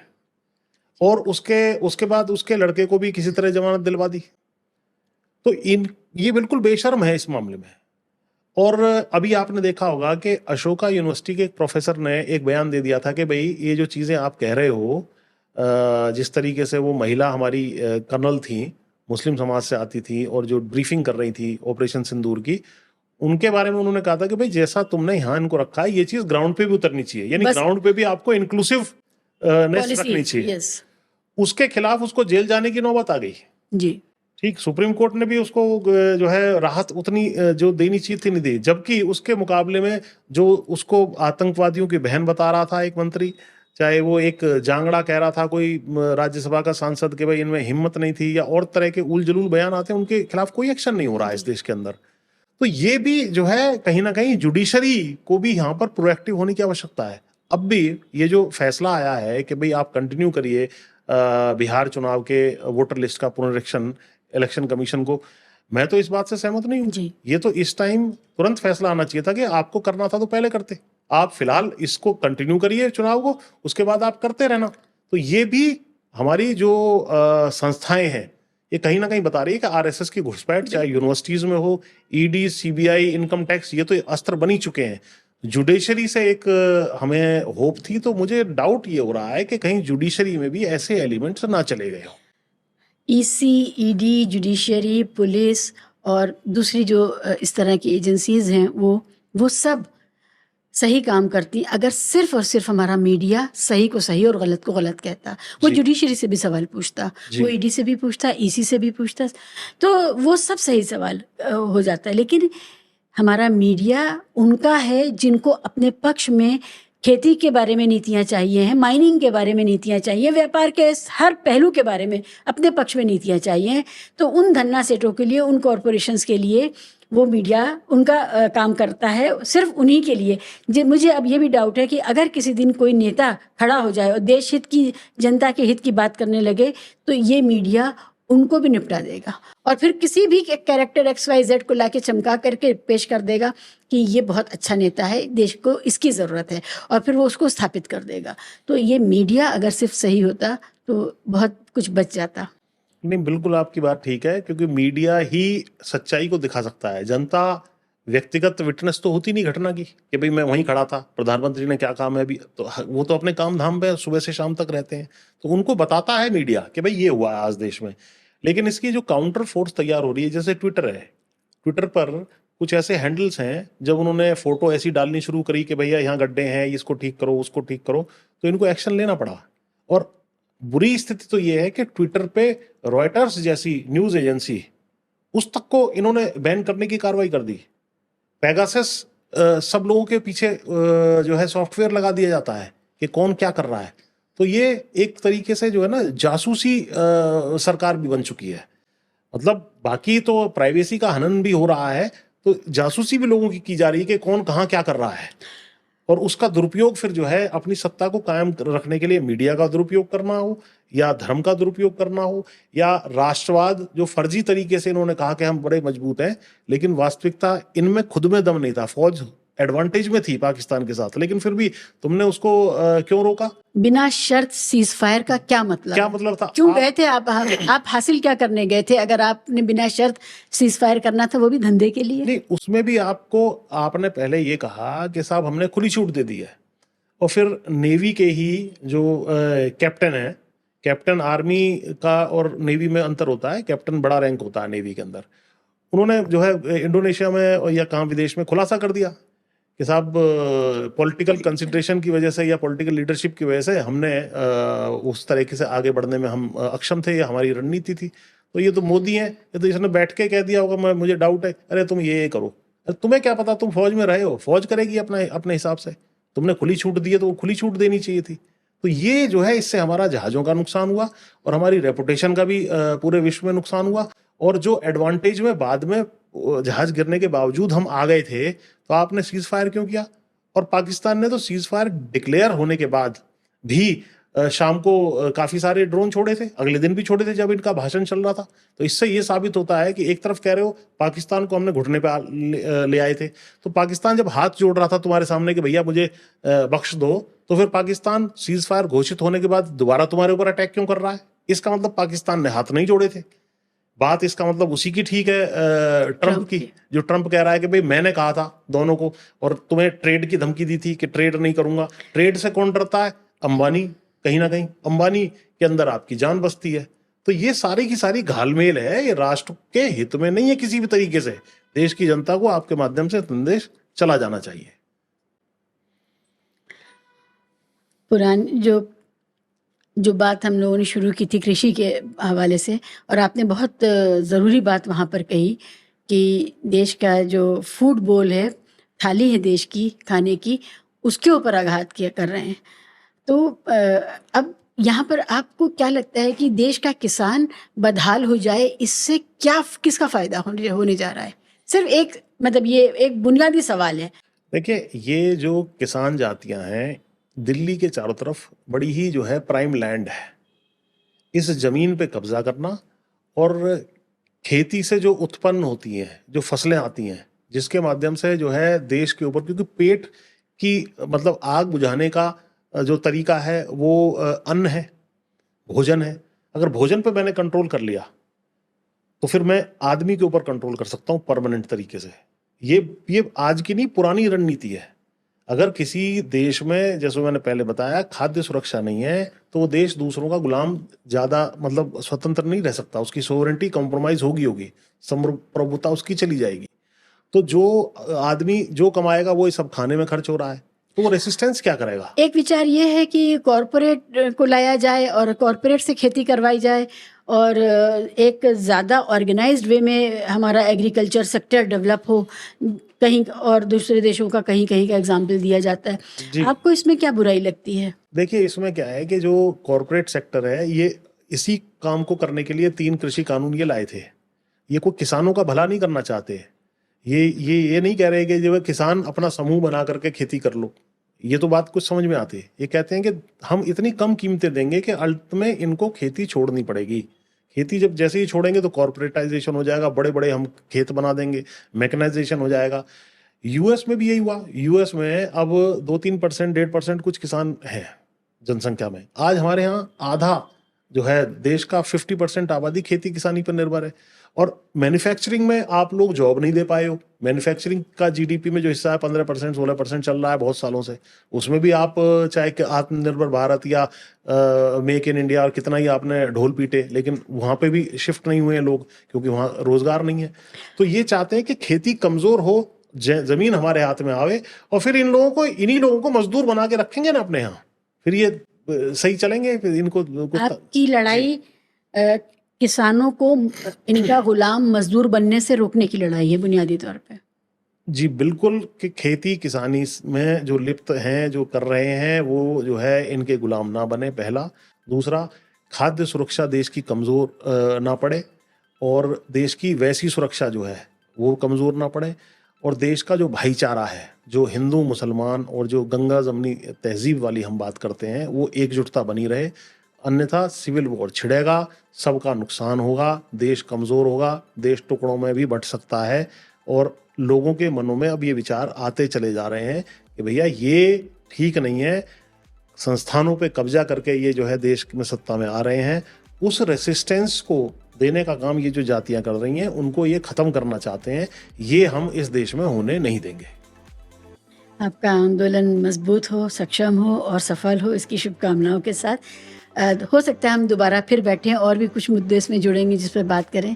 आज की बातचीत यहीं तक। बहुत शुक्रिया आपका यहाँ। Thank you. कोई ऐसी बात जो आपको जहन में आ रही हो?